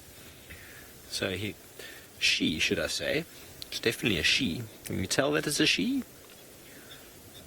can see it's a she. See, it's got the white down sort of where the miniskirt area would be. It's a little bit pale there, and then the white bra around the shoulder, or the bikini top, should you say. Beautiful, beautiful bird. So that's at a tawny eagle as well as a Bateleur here for the genet, but yet no one has landed down there to eat it. There's the beautiful tawny surveying the area. You see the feathers all the way to the feet. And from high up in the sky, let's go to James, who's looking in a hole.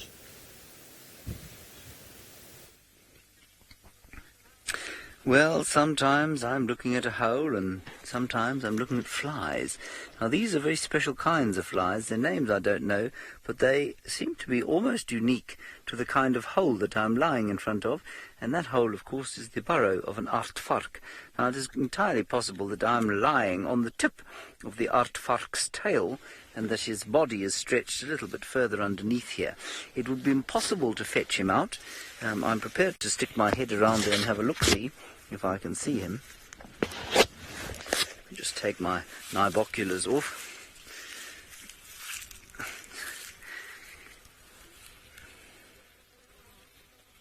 Hello?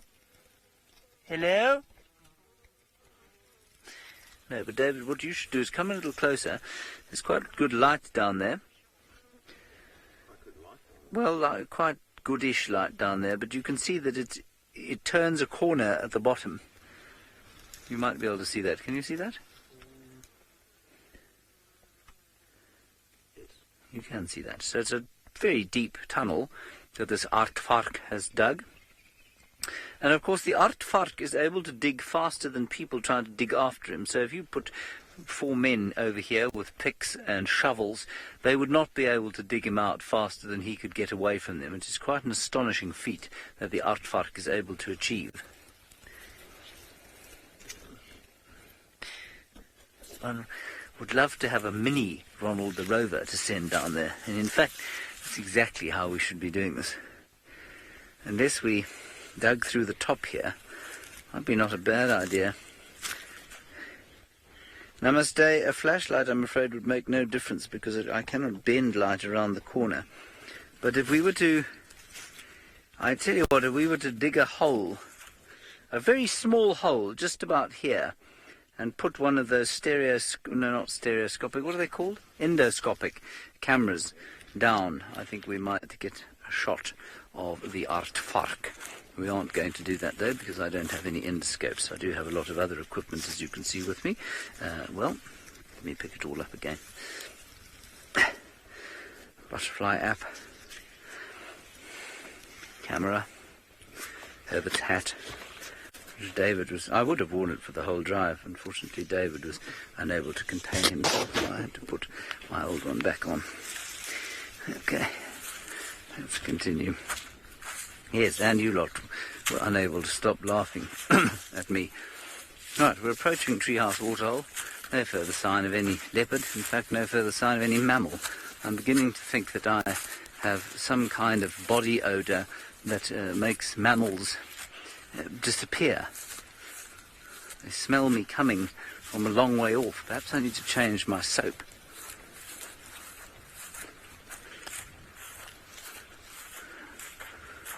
Righty, I believe we are going across to someone called T, because they don't know where they're heading.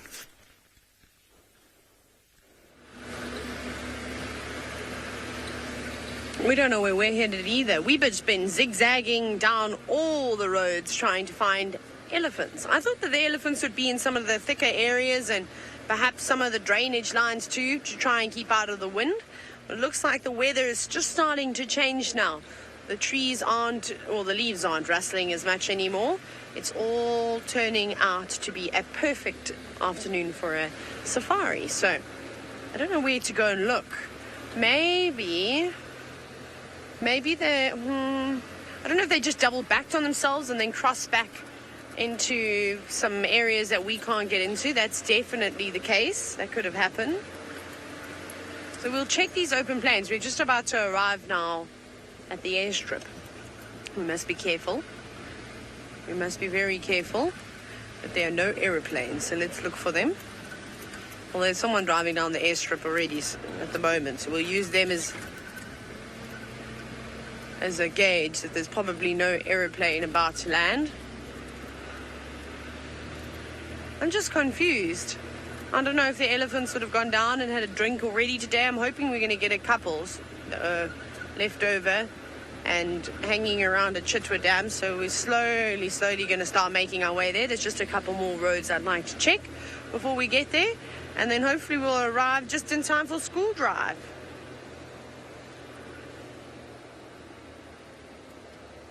No, it's a bird making that noise. I thought someone was trying to whistle at me back at the workshop, but it isn't, to get my attention because they'd seen a leopard, but they hadn't. It was no one. Is that why I'm flicking my hair? Oh, you never know who'll be watching, Fergus. Fergus not giving me a hard time. Like the last... No, I won't be doing a repeat of last time when I thought that I was an air hostess. And I had VM, and then his title became Captain Dr. VM. Remember, VM is on holiday and still enjoying himself, in case anyone's wondering where he's disappeared to. No, man, remember that one day? It was so beautiful. We're just going to reminisce quickly, and we'll pretend. One day, last year sometime, we were stopped at the same spot, except... What does that sound? Oh, one of the fans are going bananas, says Fergus. You might hear a strange noise. So basically we had a beautiful shot with all this golden light as elephants marched underneath the marula trees. It was so pretty. I can't remember when it was, but I mean, I think we just sat in absolute awe. The sun was also just about to set. It was so stunning. I don't think I've quite had a scene like that with elephants and sort of marula trees and long grass. It was spectacular. So if you do remember that moment, #SafariLive, share some of the screenshots. I'm sure if anybody's going to be able to dig a lot of them up, it will be all of you who are watching. But sadly, not even a pretty bird tweeting this afternoon to listen to. But we've managed to solve the fan problem. Yeah? Wonderful. Right. We've spotted a couple of creatures here and there, but we can go around and see them in a minute. James has finally arrived at Treehouse Dam.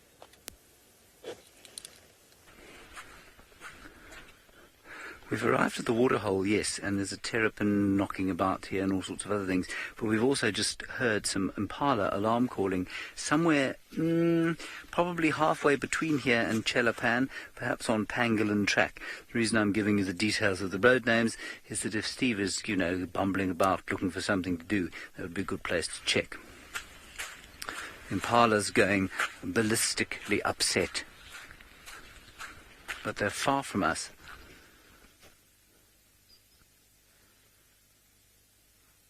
Still going. In fact, they're closer than that. Not far. Rexon says, let's go. He's now extremely excited, as am I. I'm also extremely excited. David, are you extremely excited? I thought you might be.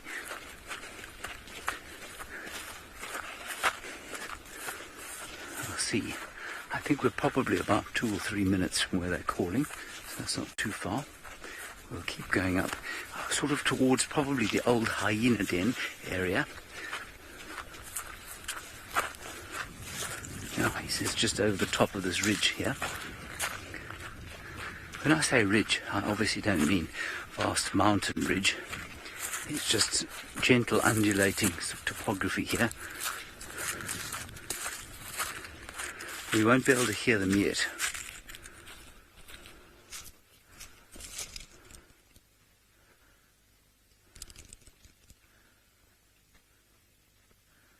Also some squirrels going. Let's continue. I'm just taking my earpiece out so that I can hear. Now, you won't be able to hear anything yet. We're still a little way off. Watch out here, David, you might knock your aerial.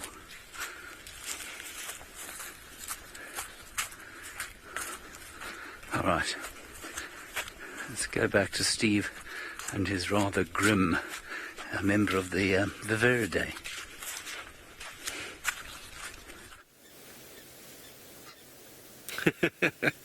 Yeah, well, we are looking at the Battalier, who is very, very keen to go and land down on the genet, but he's not quite sure if the genet is dead. He's been looking at him very closely, very deliberately. You might just hear the squawks off to the right here of a crested francolin that is busy enjoying a little bit of a shot. And there he goes. And the blacksmith lapwings are shouting and shouting. They don't think the genet's dead either. They haven't stopped since we've arrived. They're looking across the water going, there's a genet, there's a genet, there's a genet. They've probably never seen one in the daytime before, so everything inside of them says shout, shout, shout, shout, shout.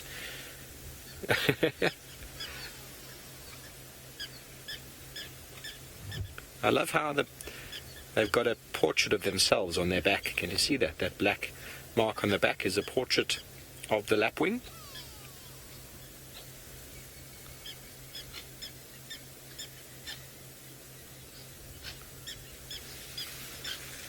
So the Battalier is thinking about it.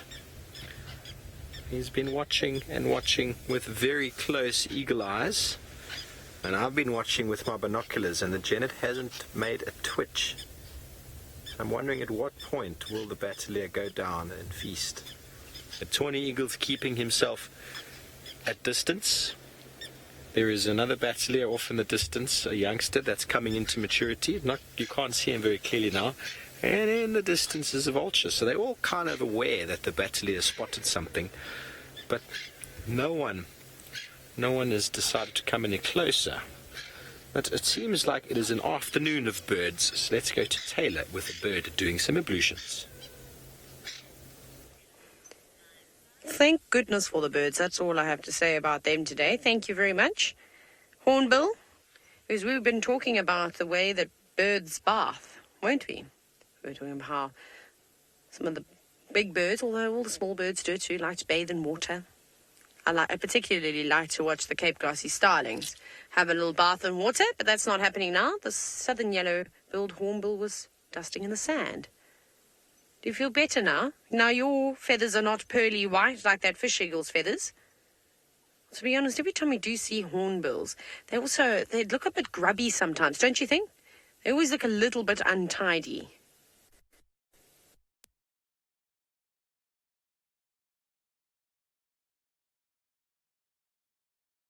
Up in the tree. Oh, there's another one. Let me go forward.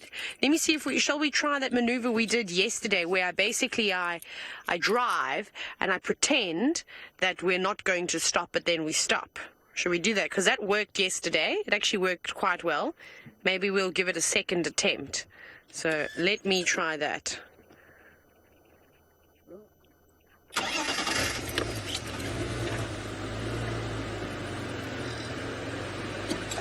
Okay, we're pretending.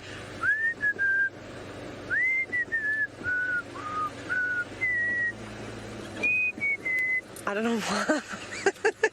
I don't know why I was whistling. Was I whistling the national anthem? I think is what I went for. Okay, it's not a great view, but maybe they'll hop around on the I was trying to be just subtle. I don't know why. I thought I'd whistle that the anthem. Have we got a hairy caterpillar? I think it might. Maybe it's a... I don't know. No, it looks like it's rubbing its bill enough. Yeah, there we go. Got a quick glimpse of it. I think it is. So that's funny. Remember yesterday afternoon? No, not yesterday afternoon. The afternoon before, I almost got a hairy caterpillar down my shirt, but it was saved by our homegrown hero, Sebastian, which was pretty cool. And then I was telling you how they always like to rub the hairs off of the beak. I like it when we say something and then the animals demonstrate for us. Normally it's better if they do it obviously straight after we've said it. That helps. So well done, little hornbill. But making sure that it got every single one of those little bristles off it before swallowing it. And I don't blame you. You wouldn't want that to tickle your throat on the way down. I wonder what would happen if it didn't take enough of those hairs off, if they get some kind of a allergic reaction. Who knows? But that's quite cool. And off it goes. Perfect. Perfect timing. And there we go. Now we can say that is a very good way to view hornbills. When you need to reposition but worried they're going to fly away, do the pretend technique. And, well, we can also say that if you whistle the national anthem of the United States of America, that apparently keeps them in place too. You know what it was? It was because I was doing the Star Wars theme. I've been doing sort of theme songs today. Just songs in general. At one point today, I found myself humming Postman Pat. I was just thinking I was walking outside while I was sunbathing, in fact, trying to dry my hair. I was going...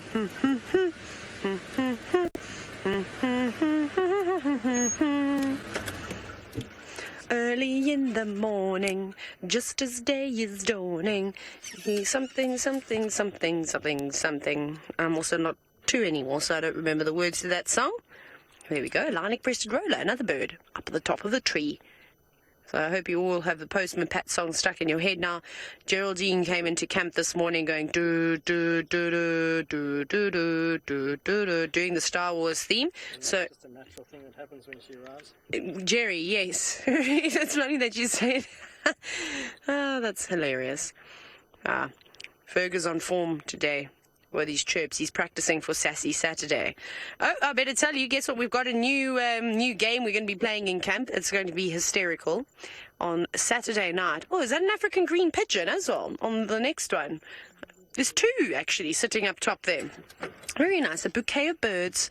And on Saturdays we will be having, I don't know, silly, sassy skits, solo skits, or I don't know what something Steve came up with. He can tell us. I think it was just silly skits. I don't know why I needed to add in so many more words there. But anyways, so basically we'll be putting on little shows for everybody in camp. We've already got a team, myself, Kirsty, Geraldine, and we're going to rope Eggsy, aka Zonda, into joining us, and we'll do a skit for everybody. Now, I have to say, I think out of all the pigeons, I think the African green pigeon is by far my favorite. Runner-up, the African olive or the Ramarin pigeon will be a close second. They're also quite pretty. But this one is just, I mean, I don't think there's any pigeons that can really compete with it in South Africa. Look at all those different colors, especially as the sun illuminates those feathers. It's really sort of making the yellow stand out. They're so pretty.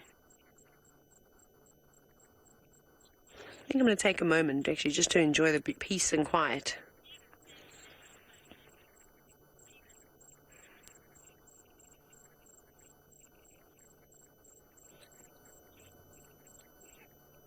I can hear some strange noises.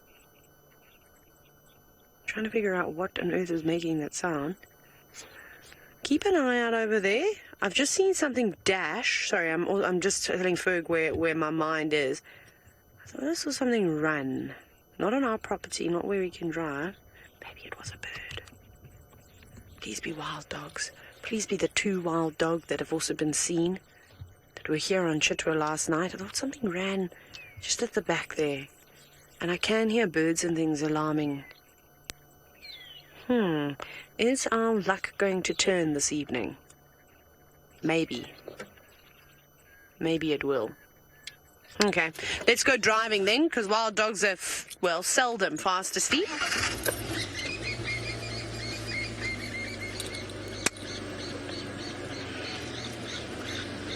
I also scared Franklins to death. They're now terrified as I started my car. And right, while I try and murder this fly, let's go to Steve where it's a lot more peaceful.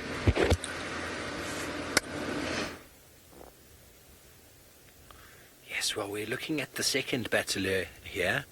It is up in the tree, and you can see there's colour coming to the face, and the brownness is disappearing, and the white on the wing is starting to show. This is indication of a youngster turning into an adult. The breeding plumage is coming through. But it takes 7 years for them to develop that. Quite interesting. 7 years. Can you imagine 7 years before a bird is able to reproduce? So from a human perspective, that's quite normal. Many more years than that, in fact. But from a bird, that is quite something. So by the time they are able to reproduce or breed, they have proven themselves as a very efficient hunter. So keeping its distance from the adult that has not yet made a move. I'm still sitting with this genet, and we were hoping they were going to come and land down, but nothing has happened. And we have been told that someone has lost interest in the wild dogs, so we are going to go back to the site in there, because as I'm sure a lot of you would love to see the dogs one more time. And they haven't moved, so they haven't decided to come to the dam yet. We might go catch them before they do. We just thought we'd give you a moment. Very nice view with a beautiful bird.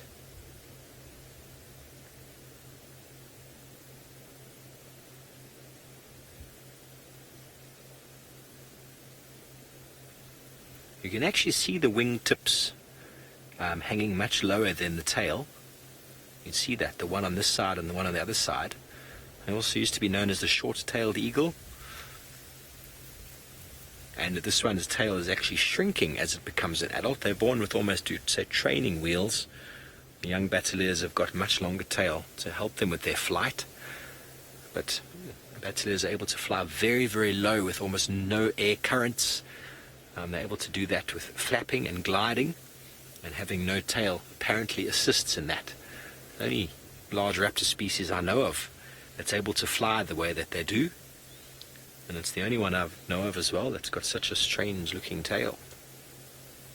Part of the snake eagle family. Majority of their diet is actually carrion, leftovers.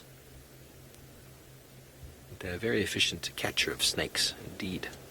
And you can see that by the lack of feathers to the feet. So the beautiful sunlight that this bird is surveying. James Hendry is walking in golden grass.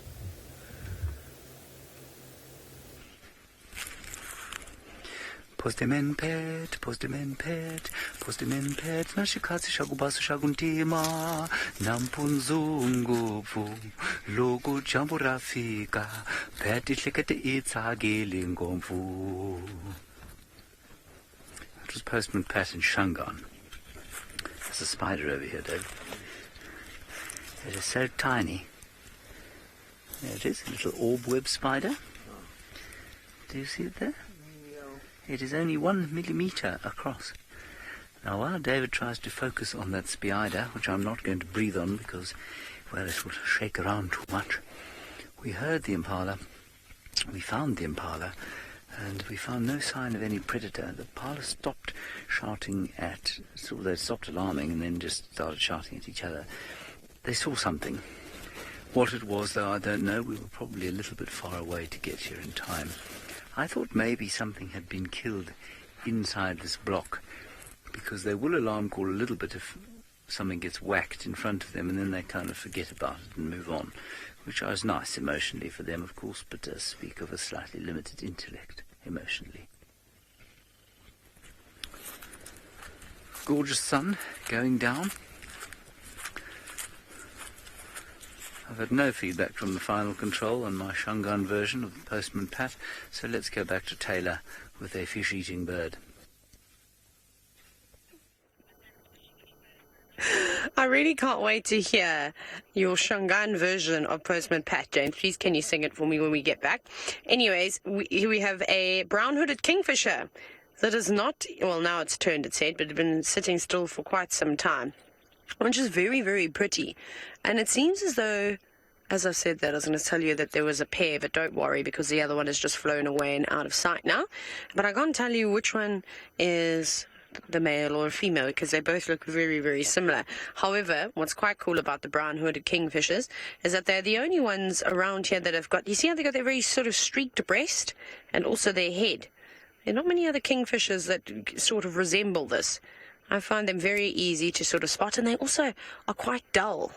They're very dull. Even if this one were to turn around, it doesn't really have the brightest plumage. Now, as James said, a bird that likes to eat fish, it does, but this one's quite a distance away from water, so I think it will be using the opportunity to catch some insects. Although I have seen them fishing before. I've seen them catching tadpoles, and I've seen them catching smaller fish too in the Sabi Sand. Oh, that's nice. Selling watches. He is selling watches, says Ferg. If you'd like to buy a diamond-encrusted kingfisher wing watch, place your order now. And its beak just slightly agape too. I never noticed that. Kirsty says it sounds like a fishy deal. Oh, the puns are strong with us in the camp. That's well, for sure. How many of you actually sit there back at home and laugh and come up with these very punny things to say back to us? Because if you can think of something very clever and witty, you know what? That counts as a comment. Hashtag Safari Live. Put them on through. Maybe we should have an award every day. Bragging rights. That's all you get when I say award. Please don't think we're going to fly you out here to South Africa. And I think we should have some competition at least once between the two drives. Who has the funniest comment of the day, or the funniest pun, or best response, or whatever it may be. Brenda, you want a Rolex? Oh, you won't believe it. We've just sold the last one. But, you know, we still have these diamond-encrusted kingfisher wing watches for sale, though. They're quite nice. Do you want to have a look at one, Ferg? I've actually got one. You are actually, no, do you know what? Stay there on the kingfisher. I'm going to show you it now. I've just got to try and find it. It is somewhere here in my box. I apologize for the shaky image. This is me. I'm digging. I'm a bit of a hoarder. I'm trying to find something here. Right, I'll show you how beautiful the diamond encrusted kingfisher wing watches are. You'll see in a minute. I promise you right now. You'll be so... you know what, you'll just be like, Taylor, overnight it to me and get me 10 so that I can give one to all my family and friends. So, almost there. Just setting the time. Kingfisher wants one. Kingfisher, you have inspired me to create a watch. Thank you very much, just for you. And you know what? You won't even notice it while you fly. It's lightweight, aerodynamic. Oh, see? It's raced on off to go and get one. That's exactly it. It didn't even let me finish selling it. I'm almost there. What do you think? That bird's just taken my idea and flown with it? Because you know what? I didn't really have anything to go there. Oh, I'm sad, man. Oh, but you're so funny. You said that you got some new, what did he say? European Rolexes that have just flown in. Very, very funny. That's amazing. My watch didn't work out as well as I wanted it to now. Because, well, my pen, no. My pen doesn't want to work. Anyways. I'm gonna... Dennis, you said you're halfway to finding something witty. So funny. Okay, everyone. We deal in halves in this. Yes, we do. Alright, so I'm so sorry my pen wasn't working because, well, it was supposed to be better. But you know what? It's a first one, so here we go. I don't know how to bend my arm. I'll have to just do it like that. Look how amazing it is. It's so great. Go away, little bug. Isn't that so nice? I mean, yeah, this is my next tattoo. This is very cool. Well, there we go. Yeah, it's still working. I haven't put the batteries in yet, Ferg. It's not working just yet. It's also one of those solar charged watches too. But I think it's quite nice. And when you see, it's quite funny. It works with the time of the day and the amount of light that's around. So early in the morning you can actually see the encrusted diamonds. It's very sparkly, but at this time of the night, we're in the shade, obviously you can't really see them as well. So that's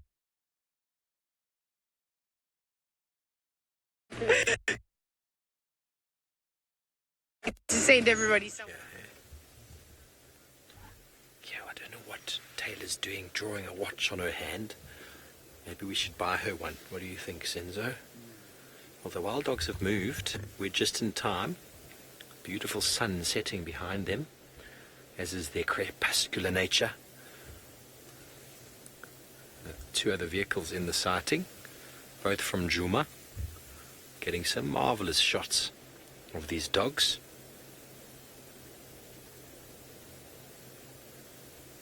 And they are headed from where they were in the complete opposite direction to Buffelshoek Dam. So just as well we didn't stick around there and we came back. They haven't moved far though, maybe about 80 yards or so from where they were lying up. There you can see that individual's got a collar on, maybe a GPS collar, sent all sorts of information to the researchers in the Kruger National Park that are monitoring the movements and dynamics of these animals to find out exactly what's going on about them, because they're very understudied. They need such enormous areas. It's very difficult to have them in just anywhere. They need to be in really, really large areas. To be able to follow them, as you've probably seen before, is a very, very difficult task. So having a GPS collar on them that sends telemetry and GPS signals to a satellite and can quite easily be downloaded when the dogs come into signal range, and then that can be mapped on all sorts of maps, which can then allow the researchers to know exactly where the dogs are moving to, how they're moving, why they're moving, times of day, all sorts of things. Ash, I think wild dogs have got about the same lifespan, male, female. I mean, they're in a troop, not a troop, in a family. I'm actually not sure what it is. Sens, you know what the lifespan is? I'd say it's probably about 10 to 12 years. But I'm only guessing now. But I would say between the sexes it would be quite similar, because they really are just one entity.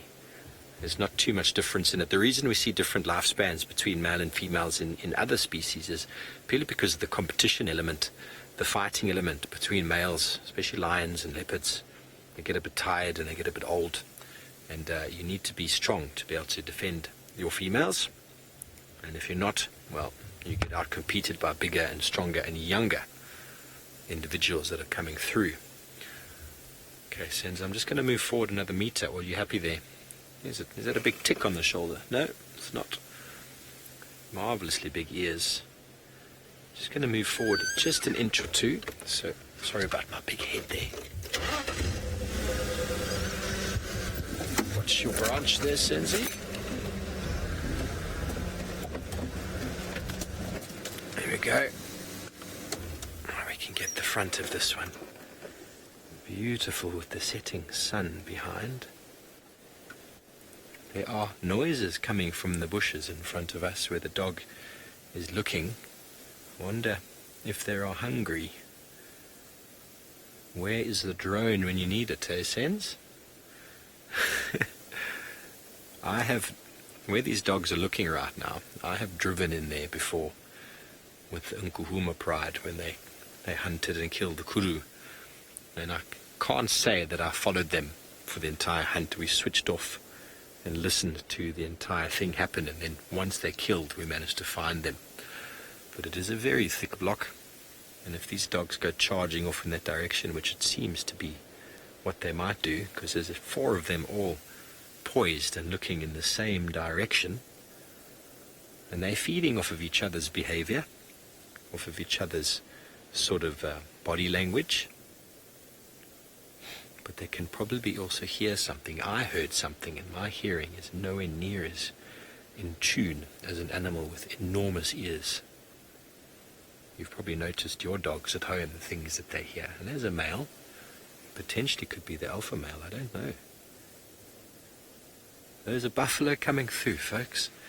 There's a buffalo right here. They would not try him. He is a little bit above their grade. He is the grumpy buffalo bull that's very misunderstood. I was hoping we were going to see him. I didn't realize we'd see him in a wild dog sighting. But their interest is there still. They can't help themselves. It's something moving. Something moving, and its blood is pumping, its heart is moving. What does it taste like? And wild dogs are very fast. There's no way the buffalo would be able to injure them unless they got too close, but they could still be quite interested in maybe having a little bit of just a playing session with him, you know. Just, could we? He's on his own. Why not? Why not? Let's have a little go. But he's definitely way beyond their pay grade. They're way above, punching way above their weight if they decided to. You know, the secret to killing a buffalo is being able to suffocate it and pulling it to the ground. There's definitely probably one of the alphas there. You would invariably put a collar on one of the alphas. The good news indeed, it did have very nice horns, that buffalo. He's a monster. He probably weighs close to 2,000 pounds. Can you imagine that? And his dog's maybe 60. Maybe 60. Can you imagine? Can you imagine them trying to take on... There he goes. He's going to come out into the open over there. This actually looks like quite a young male, this dog here. And he's just more curious than anything else. There they go. And off they go. The characteristic march of the wild dog. I seem to have lost interest in that buffalo. But we're going to continue on. Look at that. Buffalo and wild dog in the same shot. Didn't think I'd see the day.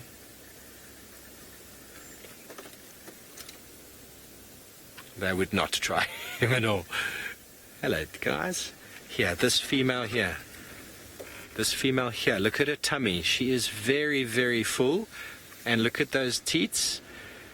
Bitcoin Ninja, you'd like a wild dog? Yeah, I would like a wild dog too. Here they go. And the last one, off he goes. And we're going to follow close behind. Close behind. We're going to have to do some form of what you call it, leapfrogging. So as all the vehicles can follow at the same time. We'll let this vehicle go first. Senzo's not shining on them. While we see if we can keep up with these moving hounds, let's go to Taylor with another bird. We've got one that we don't get to see all the time, so I hope you're going to be excited, just like I was. We have got some yellow-billed storks sitting up in the tops of the tree where the guinea fowl normally roost. They might find that they'll have to locate a new perch tonight. So 1, 2, 3, 4 of them, which I thought was pretty awesome to see. Oh, yeah, doing a bit of a balancing act there. Careful now. As we were driving into it, they were debating, are they storks or are they Egyptian geese? To be fair, Ferg said storks from the get-go. I was umming and ahhing whether they were Egyptian geese. There's actually 5 of them because there's another one I've spotted in the distance, but that looks exactly like the ones we're looking at now. And I was thinking, okay, fine. Can be storks. I was like, if it was... well, not the yellow-billed storks, but the white storks, I was going to be quite concerned because they should have left by now. They're Palearctic migrants. They'll be heading home to breed, whereas the yellow-billed storks, they don't fly over any big oceans to go anywhere, from what I can understand. I think most of them intra-African migrants, so they sort of migrate a little bit further north, but you will get a couple that stay around here. It's not uncommon to see yellow-billed storks right through the year down in the south. What you doing? Why are you biting that branch? Are you just testing to see how stable that platform is? I can tell you right now, not very stable. You're lucky you weren't up there when the wind was blowing earlier. That would have been a real challenge. Actually, that would have been quite funny to watch. These birds, as they balance on their stilt-like legs, And they're all, I think, looking for a very comfortable spot to sort of sit. I would choose a bigger branch and maybe a little bit lower down. I feel like the stalk down to the right of it has got a much better spot. Don't you think? Much thicker branch. There's one that's also now moving around on the far right. What are you doing as well? Holding onto the branch. No, don't walk up there. Don't be silly. I don't think they'd be eating anything in the tree. I mean, they eat a variety of different things. They eat from fish to crustaceans. They're also really weird-looking birds. I don't know if anybody else thinks that. That might be a male. He looks like he's got a bit of pink. Sort of pink tinge on his feathers. You see that? Normally they'll get that as they're coming to breeding. That's cool. Very nice. Anyways, we're going to hang around here because there's some cool things happening. But as I said to you, the schools are joining us and Steve is about to welcome them.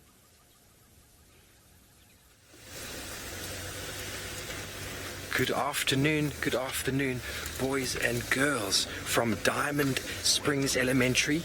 Virginia Beach, Forest View and St. Joseph's. Welcome to the show. My name is Steve Falconbridge. I'm joined on camera by Senzo Mkhize. We are in South Africa and we've got wild dogs running across there. We do have some vehicles following them as well. This is very, very exciting. We don't often get to see wild dogs. These are dogs wild, native to Africa. They are related to wolves. We're going to see if we can keep up with them. Please send your questions through to the teacher. Let us know what you'd like to talk about this afternoon. We're very excited. Oh, I almost got stuck there. But we are live, coming to you live from South Africa, Djuma in the Sabi Sands, where the sun is only starting to set in the background. And the wild dogs, being an animal that is active at dusk and dawn, are moving. They did kill something behind us there this morning, and now they're headed east in the opposite direction from the sun in search of who knows what. Maybe somewhere to sleep or maybe some more food. Very, very exciting indeed. Wild dogs move over enormous, enormous areas. There they are. There they are. Just going to move up here quickly. They're doing a bit of a greeting ceremony.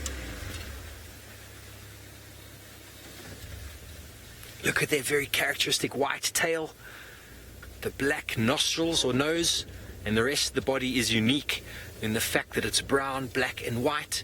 No individual is the same. Mrs. Phillip, I think it is 5:15. Yes, it is 5:15 in the evening, in the PM. This is the best time of day, in the evening and in the morning, to be on safari, because the animals are active at this time. There you can just see another vehicle. This is our extreme eastern boundary, and we unfortunately are not going to be following them onto that side, which is terribly sad. But we are going to move on from here, maybe get another little look of them as they just move off into the distance. And while we watch them disappear into the wilderness, another friend of mine, Mr. James Hendry, this is his favorite animal, and he's on foot.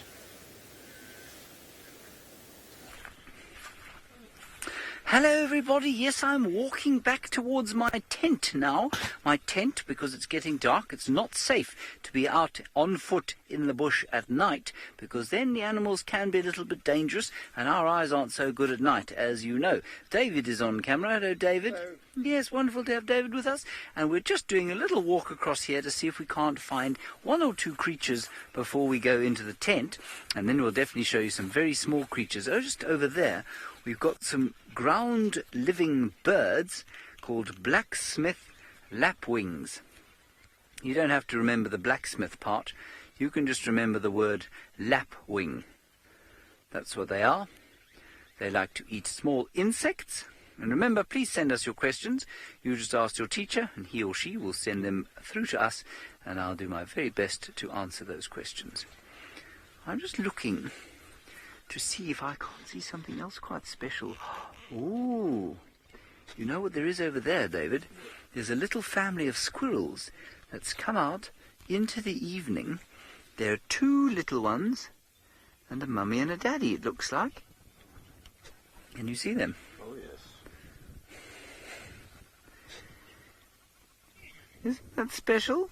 Now, normally, they live in trees, everybody. They're called tree squirrels. They don't normally live in the ground. We do get ground squirrels in South Africa, but not here. Let's walk a little bit closer, because what that will do is, well, they'll either go ducking down into the ground or they will go up a tree. Let's have a look and see. We'll just walk very slowly closer and see if we can't get a better look. Be quite nice to see what they do, because if they go down into the ground, it'll be the first time I've ever seen a tree squirrel living in a burrow. A very happy little family there. They've spent the day out collecting marula nuts and eating seeds. And now the little one is being bathed by the mother. That's very sweet. Keegan, the lapwings are about the same size as those squirrels, actually, which is not very big. It's about that big. They stand about that high off the ground. That's about, what shall we say, 10 inches or so? Let's go a little bit closer to our squirrels. All right, well, they've gone down into the ground. That's very special. Taylor has got something much more special, perhaps, in the water.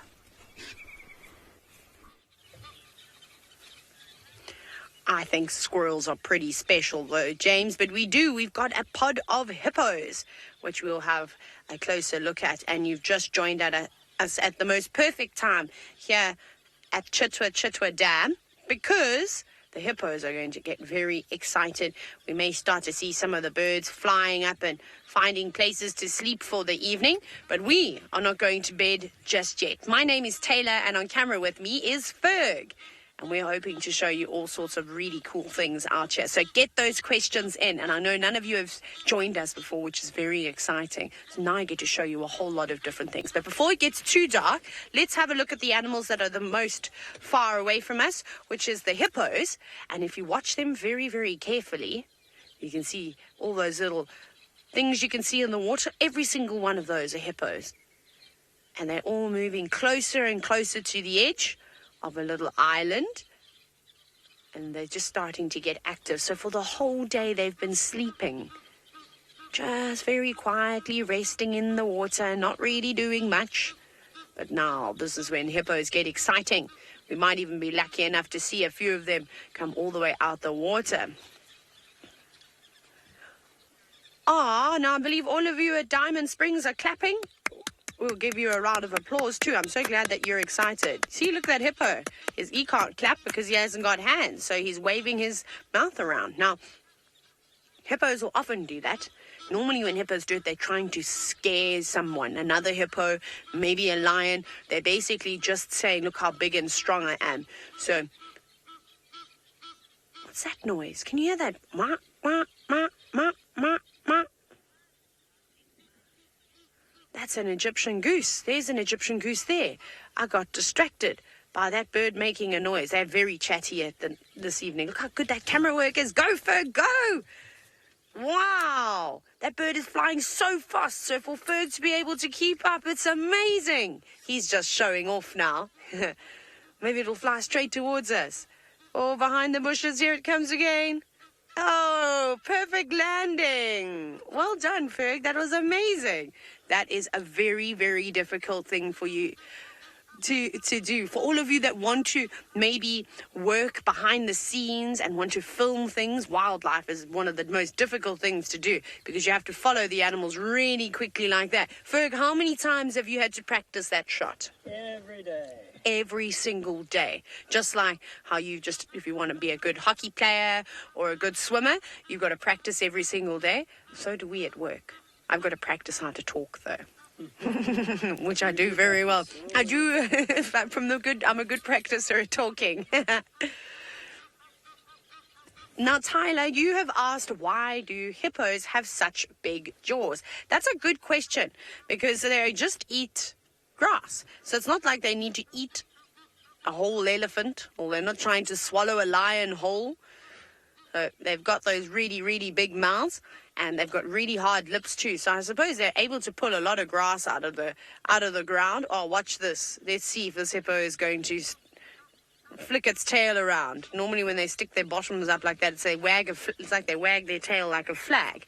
And the boys will do it, and they'll actually go to the toilet, and they'll defecate, and then they'll switch their tails around, and they're saying to the other hippos, this is my territory.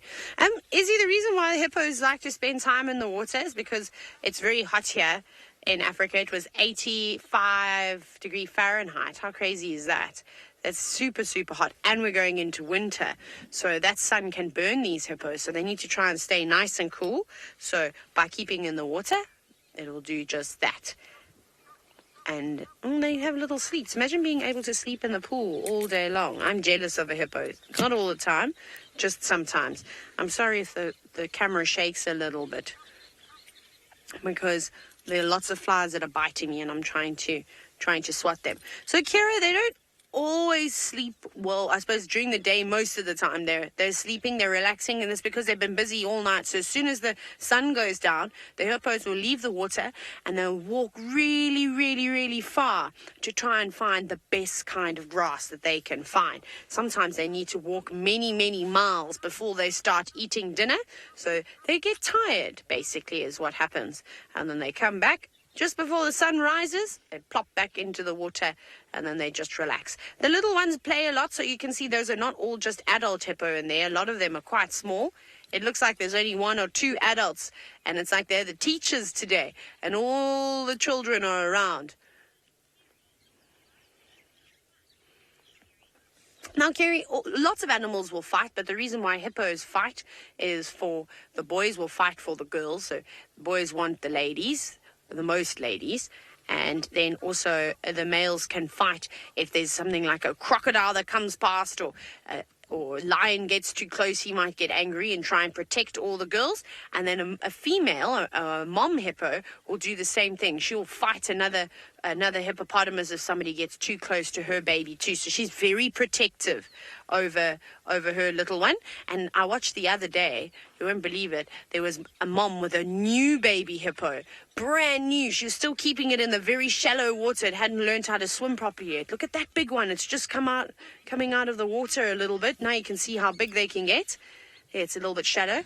And the other calf, the older calf, who was still hanging around with Mom, was not allowed anywhere near it, even though it was probably its big brother. Mom was saying, no, you keep back, you stay away. But that's a big hippo, and it was nice to see it standing in the shallow water. So it's not very deep there. I think it's actually just dropped down onto its belly now. I don't think it's standing anymore. It'll just be resting its legs. But because those hippos are bigger and they can move around much easier than the smaller hippos, they don't mind the deeper water so much. Henry, the way that hippos say hello is they do this, and hopefully that one of them will make a sound for us. And then we know that they've greeted us. Oh, the fish eagle is oh my goodness! The fish eagle, look, watch this. It's chasing a stork. It actually made contact with it. And I just saw feathers. The stork almost fell into the water. It chased them out of the tree. That was amazing. And it stopped chasing them. That was crazy. There you go, the storks. There's the fish eagle calling. Wow, I can't believe what just happened. I don't know why that fish eagle was going after those storks. Those are really big birds. These birds are much taller than the African fish eagles. They kind of look like a bald eagle that you get at home. Sorry, I'm just being absolutely, my blood is being sucked by these little midges. It's really not nice. And I don't know if it was going to try and eat it and catch one. Normally they catch fish. I've seen them eating other things before, but never have I witnessed one trying to grab it from the sky. It actually grabbed hold of it, and like I said, the stork almost went into the water. Now, they're not going to be very happy, because I think that they thought that they were settled in for the evening and that they could go to bed. But no, now they've been chased around. They must be very cross. That's a very naughty fish eagle. Gianni, I haven't got a clue, unfortunately, how fast either a stork can fly or that fish eagle. I'm actually not sure, but they were going pretty quickly, much quicker than I can fly. And that other little bird that you can see there, that is called a hardy-dar ibis. And those are South Africa's most annoying birds. They make a sound like this. Ha, ha!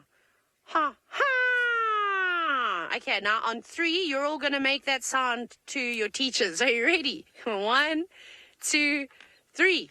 Ha ha! And they don't just do it twice, they keep going. So keep on going. Ha ha! And I bet all the teachers have got headaches now. There we go. So that's the sound that hardy-da makes. We actually have a joke in South Africa. We call it a saber-toothed pigeon because of its long beak. One of my friends calls it that, and I think it's very funny. So that was amazing. You all saw something that I've never seen before. So how lucky are you that I've been going out on safari almost every single day for the last little while, for many years now, for as old as, almost for as long as some of you are old. Oh, look, we've got more animals coming down. So that was awesome. So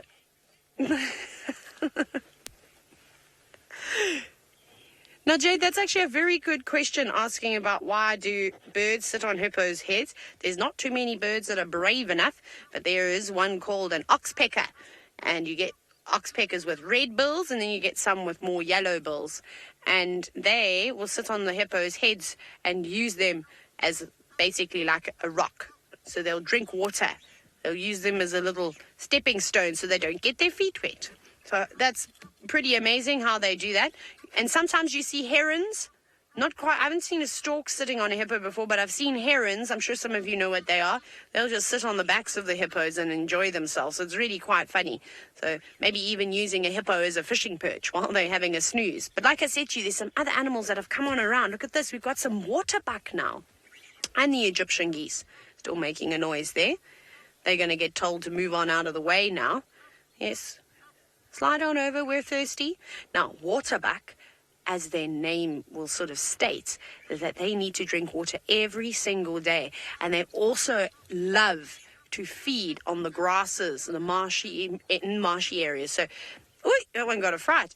In Kenya, sometimes what we would see is we'd see all the waterbuck standing in water knee deep and just grazing on the reeds. It was so lovely to see. And the sedges.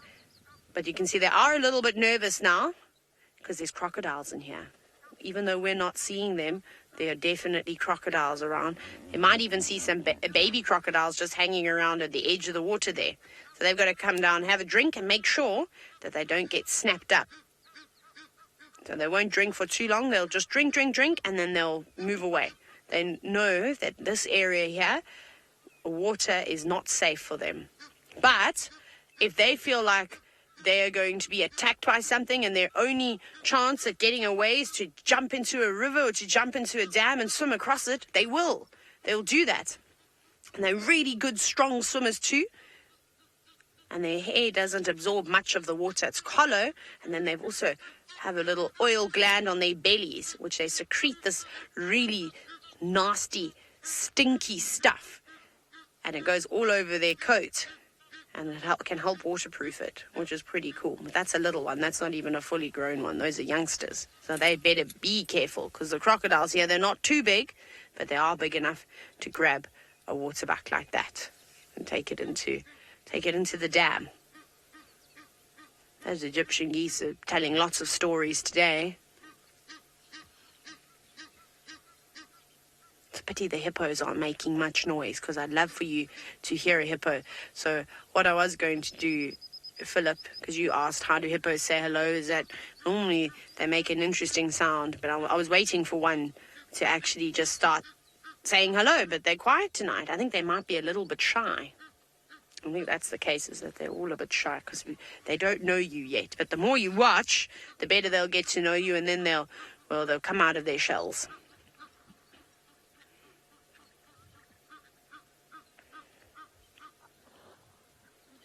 I'm also looking around now to see if there are any other animals that are coming down to the dam, but it just seems like the waterbuck are on their way this afternoon. Oh, it's not just the waterbuck. We've got another bird coming to join us. Can you see? Now, you might hear them because they're going to start making a noise. Those are called guinea fowl. And I think that they're very happy that fish eagle chased those storks away because the storks were sitting up in the tree that the guinea fowl like to sleep in. So they're marching on over before it gets too dark. They might have a quick drink of water like those waterbuck, and then they'll go up in the tops of the trees, and that's where they'll stay for the evening. Right, but off you go to James. He's now not on bushwalk anymore. He's in the tent, and I think he is looking at a shell. No, not a shell, everybody. I'm looking at a skull. Here is my special tent. It's called James's Bush Tent. Well, it's not really called that. I just called it that now. And what we have here is a skull of a waterbuck. Now, this waterbuck was enormous. Look how big its horns are. You see that? Isn't that amazing? Now, we didn't kill this waterbuck. This waterbuck was killed by lions. And they didn't leave very much, just the top of his head. So even most of his face was eaten, I'm afraid. Now, I know that sounds a bit sad and it's not very nice, but it's okay, because everything out here has to eat, as we know. And lions need to eat, and sometimes they need to eat things like this enormous waterbuck. But what is so amazing is that even with big horns like this, the lion was able to kill the waterbuck. Now, I don't know if you know this, but these horns are not actually really used for defending themselves, or for waterbucks to defend themselves against predators. What they're mainly used for is fighting each other. Now, as you know, I'm sure, lots of animals fight with each other from time to time, normally over girls, which is not a very good thing to do. Let that be a lesson to everybody. But waterbuck kill each other more often than any other antelope that we have here. So an antelope is an animal that eats grass now normally out here, and they've got cloven hooves, which means they've got hooves like a cow. I don't know if you've seen a cow or a goat. That's what an antelope is, like a deer basically, but an African version. And these chaps are the ones that kill themselves most often fighting over ladies. So that's not a good idea, and it's one of nature's lessons for us as human beings. We shouldn't fight over ladies because, well, then we won't harm ourselves like many men have throughout history. Oh, Gioni, see if we can find the ear hole. I don't actually know how far waterbucks can hear, but most animals out here have got much better ears than we do, and their ears stick out. If they're about, I guess a waterbuck's ear is about twice the size of my hand, and it sticks out like this from its face, and it can turn its ears in any direction, and that means it's able to hear what's in front of it, what's behind it, what's at the side. And because it's a cup shape, you know, like a satellite dish. I don't know if any of you have satellite dishes on your homes for television. You probably don't. You've probably got cable, so don't worry about that. But a satellite dish is curved like this so that it can pick up sound, pretty much. And if you do this over your ears, in fact, do this all together. Why don't you all put your hands over your ears like this and see how it changes? I can hear lots more things outside now. Very interesting. And the one thing I can hear also is the slow crunching of elephants eating.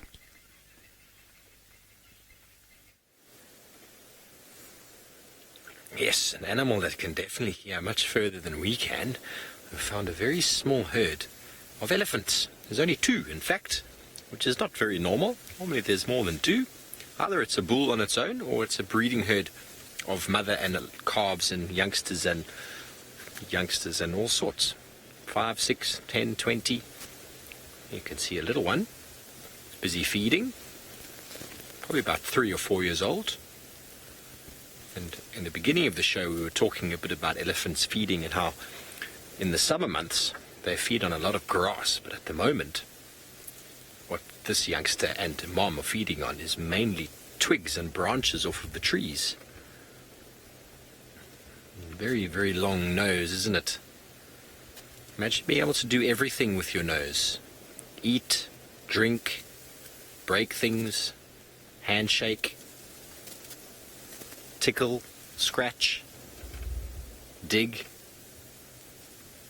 pick up dust with your nose. Can you imagine doing all of that? There's Mum hiding in the background. We are infrared at the moment. The light is fading, so we're looking at them. We're looking at them with infrared light, so that's why you can see them in the darkness. Kira, you want to know how elephants get water in their trunk? Well, elephant's trunk is made up of about 100,000 muscles all around, on the front, on the back, and on the sides. And what the elephants do is, by contracting those muscles inside, they're able to actually suck the water up like a straw right up into the trunk, and then they lift their head back, and then they basically just let go of the pressure in the trunk, and then they let the water fall back into the mouth. So it's quite a marvelous thing. It takes them years to be able to do it. This youngster's doing quite well with the trunk, but it's taken 3-4 years for it to be able to develop it. You see how it's busy using the trunk to pull down that branch, and then it's going to stick it in its mouth and eat all the leaves and the bark that it can get. This time of year they're feeding on lots of twigs and trees, as I said, because the grass is losing a lot of its nutrients. It's getting very dry, and the elephants are feeding on the trees, which have got much deeper roots, and so lots and lots of leaves with moisture. Kenneth, elephants, you want to know why they make loud noises? Well, first of all, they only really make loud noises when they're breaking branches, and that's purely because when you break a branch, it makes a lot of noise. There you go, it's got some grass in its mouth, so it's not completely off the grass at the moment, and sometimes they trumpet and scream, and a lot of that's got to do with all sorts of things, from big males coming in and being naughty and making the females upset, or to when they get very excited. When they give birth, there's an enormous amount of excitement that happens in the herd. And also if they encounter lions or predators, they can scream and shout and make a whole lot of noise. But that's the noises that we hear. Elephants are able to communicate with each other over very long distance with a very low frequency call that we can't hear. It's at a frequency much lower than the human ear can pick up.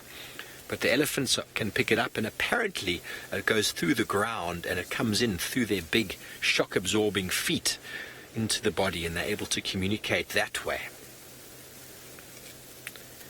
Emmy, the tusks, you want to know why they have tusks, and elephants use the tusks to stick it into the bark of trees and to rip the tree bark off so they can feed. They'll also often use it as some leverage. When they take a branch, they can actually pull it down onto the tusk and they can break it. That's obviously a very young elephant there, so the tusks are very small, and they can use it for breaking the branches, and then the males use their tusks for fighting.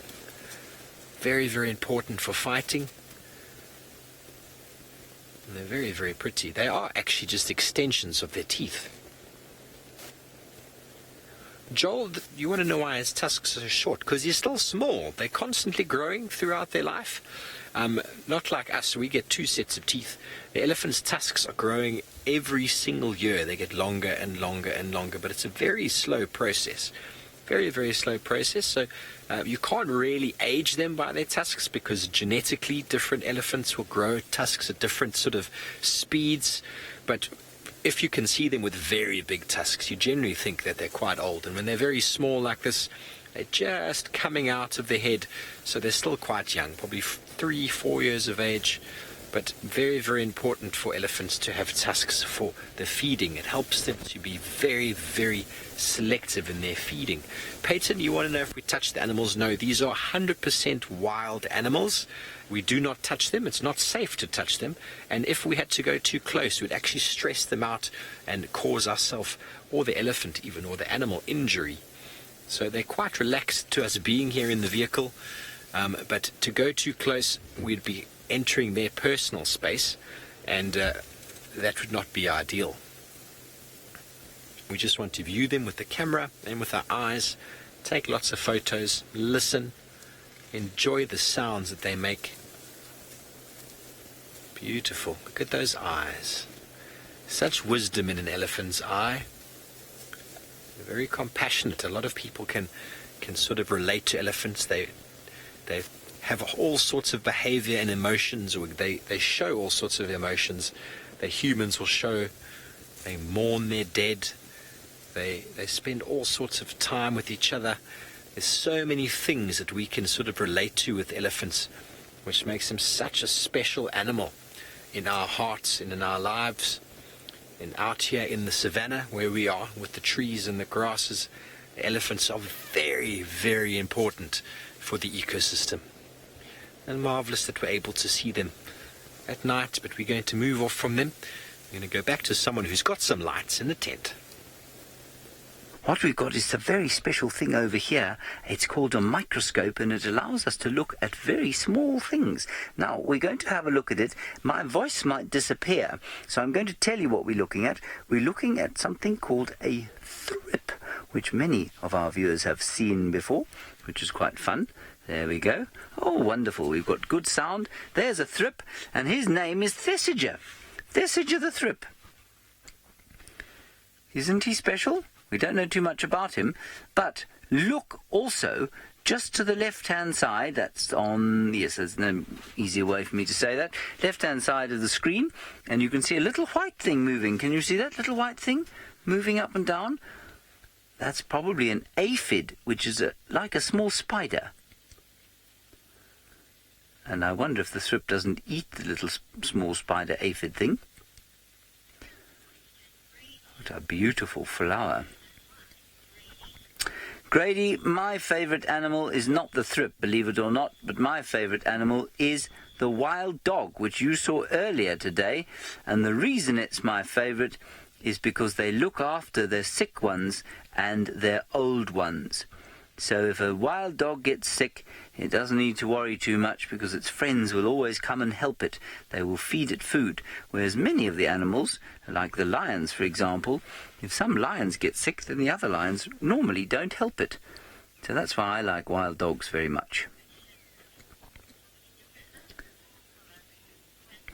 Quinn, there are so many different kinds of animals in South Africa, you can't believe it. Even the thrip and the little aphid we're looking at, and it looks like there's a small beetle in there too. Even they are animals, which means there are probably hundreds of thousands of different kinds of animals that we find here in South Africa, including lots of birds and fish and frogs and reptiles. All the mammals, which is probably what you're talking about, which include the lions and the elephants and the waterbuck and the impala and all that sort of thing. And then, on the other side, we've got all the insects and the spiders and the snails and the crabs and crustaceans that live in our sea. And the centipedes and the millipedes, hundreds of thousands of different kinds of animals here in South Africa, which is fantastic. Probably even more than you have in the United States, and that's because we are closer to the middle of the earth, basically, which means that our winter doesn't get quite so cold as it does where you guys are, and that means that we have lots of animals here. Carter, I tell you what, I'm a little bit scared as we speak, because not far from here I can hear a leopard going, and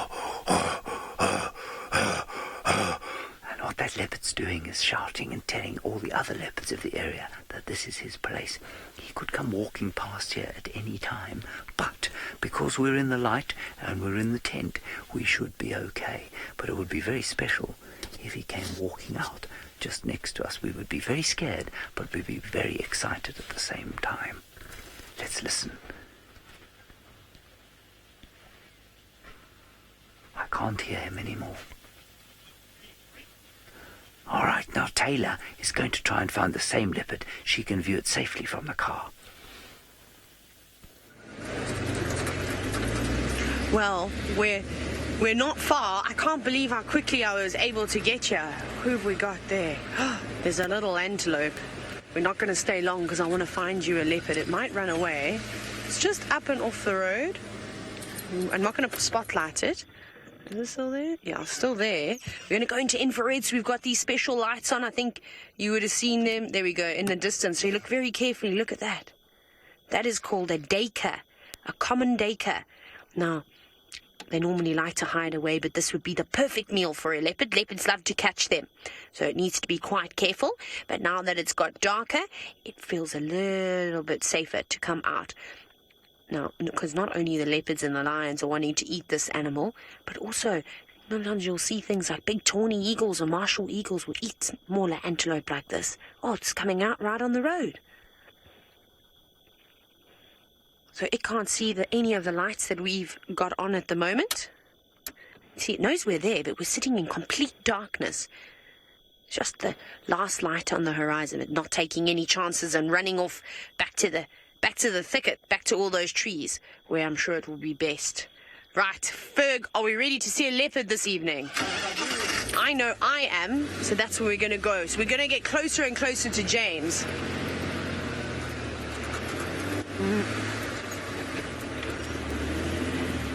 Miss Mewson, in all honesty, the real king of the jungle or the savannah out here is not the lion, it's the elephant. The elephant towers them all.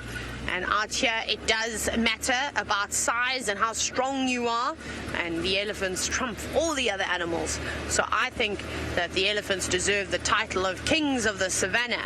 We don't really have any jungle here at all. We don't really have many forested areas where we are. It's lots of open grassy areas with some trees here and there, some bushes, and then it becomes quite dense with really massive trees along the river line, some big fig trees and leadwoods and jackalberries and all these really cool things. Okay, now, are you all ready? Is everybody looking with me? Because we've got to concentrate very hard, and I'm going to shine my spotlight from left to right very slowly, scanning, looking for the reflection of the eyes of the animals. So that's what I'm looking for, but I don't want to shine the spotlight into Impala's eyes. I don't want to shine the spotlight into Dacre's eyes or any of the animals that are awake during the day. They're still awake at night, but they are more active, so they're doing a lot of feeding during the day. At night they're just really trying to stay alive because it's more difficult for them. They don't have as good of eyesight as some of the well, for example, the leopards and the lions can see very well at night. We've got a wildebeest crossing at the moment. I'm going to keep going though. Come on, fellas, look left and right before you cross the street, please. Slowly now. We get a chance to go through. Katrina, you've asked if you can get hurt by the animals. You can. That's why you've got to be careful. And you can't run up and try and touch a wildebeest or ride an elephant. It'll say, no ways, go away from me. And then you could get hurt in the process. So because they're all really wild, you've got to keep your distance. But in the car, we are safe. We're fine. Okay, so now James said to me that I need to go and check behind where we live. So we don't live far. We live just in here. And he said he heard that leopard, so hopefully it's not too far away. And a leopard's call, so you heard James saying they saw. So it sounds like somebody sawing wood. It's exactly what it sounds like. But it doesn't travel as far. Well, I can't hear it as well as if a lion were to start roaring. You can hear a lion roar from very, very far away. But a leopard saw, not so much. So okay, so we're just coming past. James will maybe even see my spotlight from the tent as I go past. You're probably going to hear my voice because I've got a very loud voice. Okay, we're going to start searching for this leopard now because we're in the area. Let's see if Steve's still with the elephants or has he moved on?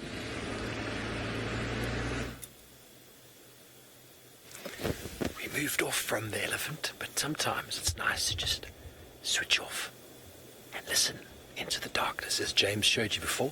Take your ears and your hands and listen.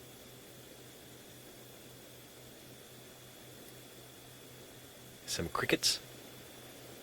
This is the time of day when your lions and leopards like to start calling. The distance, it goes much further, and that's why the leopard is calling. Mrs. Gordon, you want to know why so many animals are awake at night? Well, basically it's cooler. It's much easier to move around when it's cooler. A lot of these animals have got a very thick coat on them, so to move around in the day, it's not very energy efficient. You might find them moving around during the day if it's cool and overcast and rainy, and also a lot of the animals such as lions and leopards are predators. They see in the darkness and they're hunting at night, so they go looking for unsuspecting animals that are trying to hide from them, but they see perfectly at night, and it's a good time for them to move around. It's very energy efficient and much cooler, as I said. We're in our winter months now. It's still relatively cold, still relatively mild at the moment, but it does get very cold in the winters here. Not below 0 Celsius though, but pretty fresh. But in the summer months, wow, it gets very hot. 110, 115 degrees Fahrenheit in the daytime. So animals do not move much during the day because it just expends so much energy. So this time of night, it's perfect for them to move around. Cover of darkness, camouflage, they can see, and all the other animals, the prey animals, they've just got to stay out there. They don't have an option. They don't have a cave or a house or something to lock themselves in. Like that was a little duiker that I just saw. You can actually see him, Sens, with the infrared. Oh, he's gone. There's a duiker. I think it's a duiker. There we go. We're looking at him with the infrared, so we're not going to look at him with the spotlight. Now, these are animals that are quite secretive. They also move around at any time of the day. But lions and leopards will be walking around looking for these things, and their objective is to stand very, very still and not move. Because if they move, they make a noise. But because they're very still, they're very hard to see for a leopard. See that? Just the twitch of the ear. He's trying to figure out what's going on. She probably saw. This is called a common or grey duiker, and it's a female. You can see there's no horns on top of the head. She probably heard that leopard soaring as well. Well, as this duiker moves off into the distance to go and do some feeding, let's go to James, who's looking very closely at something. I thought that was a very, very funny antelope, that duiker, because it looked like one horn. It looked like a unicorn. It was a female, of course, and they don't have one horn. It's just a bit of hair that has got stuck up. I used to have, when I had hair, I don't have hair anymore. I used to have hair that stuck up a little bit like that. Okay, let's go back to our microscope here. And what we have here is a little nest. Now, it's so small that it's almost impossible for us to see but for on the microscope. So if I take it out, I will show it to you. It's so small that it's quite difficult to see. And what it is called a spider's egg sac. And you can see the little hole there. Can you see the little hole? That's where all the little baby spiders came out of. So what spiders do is they make a special nest for their eggs, and the eggs go into that nest or egg sac, and then the little spiderlings hatch. That's what we call a baby spider, a spiderling, and they go off and they live their lives. Isn't that nice? Now let's just take it out of here and I'll show you what it looks like. See, it's so small. You can hardly see it. It's here, David. David couldn't even see it, and he's on camera. It's okay, David's getting old now. He doesn't have good eyes like you've all got. See how tiny it is. It's only about, I don't know, quarter of an inch maybe. Wonderful! How exciting! Taylor's found what we heard. You did. You heard this leopard and it's walking right past us. It's a big leopard. It looks like my old friend, Tingana. Hello, boy. Definitely not the young male Hukamuri. Very exciting, very exciting. We found a leopard. Thank you, James. Thank you, James, for telling us that there is a leopard nearby. So I'm hoping he's going to make that a nice call again. I think he's going to drink water, so let me get into a good spot. He's a very relaxed leopard. He's been around for a long time. Let's see if he is going to have a drink. If he does, we want to make sure we can see his face. I'm just going all the way around. Here we go. Just had some lights on the side to help me see where I'm going. How awesome is this? So, Joel, that's just the light reflecting off of their eyes. And so that's what we look for with the spotlight. But we don't have a spotlight on him now. But that infrared light, it's still a wavelength. So it's still light. It's just a light that you and I can't see at all. And neither can the animals. So even though we've got that reflection, it's not doing this animal any harm. And he's having a drink of water now. He's thirsty. He's been hiding away. He's the champion of hide and seek. Hello, Mr. Simmons. Great question from you this evening. You've asked how much do leopards weigh? Well, this is quite a big leopard. He's as big as he's ever going to get because he's about 12 years old. So that means that he's fully grown. And I reckon he weighs somewhere around, I don't know, maybe 170 pounds, between 160 and 170 pounds, somewhere around there. So they're big animals. Not as big as lions, though. Lions can get much bigger. I mean, a fully grown male lion, some of the big ones that we see out here, will weigh about 180 kilograms. So that's really big. What's that? Almost 400 pounds, hey? Probably just under that. So how crazy is that? So much bigger. And there he goes. Now he's going to walk right past us again. He's so used to the cars, but not me as a person. He's going to walk right past again. Just goes to show you how relaxed these animals are when they do walk past you. See, look how close he's coming. You must remember, you mustn't move too much. You must stay as still as you can. And I think he's going to come around the other side. There he goes. Look. Well, very exciting. But the leopard, of course, is so important. You think he's going to set mark up against that tree now. So look what he's doing. He's smelling. And there was a girl leopard that came through here the other day. Maybe she did the same thing he's doing. But it has been unbelievable to have all of the schools join us today. And I hope that you all come and watch us another time. And I hope that you learn lots. But how exciting to find leopards right at the end of the drive. We hope you enjoyed it. And we'll see you all again soon on the Sunrise Safari tomorrow.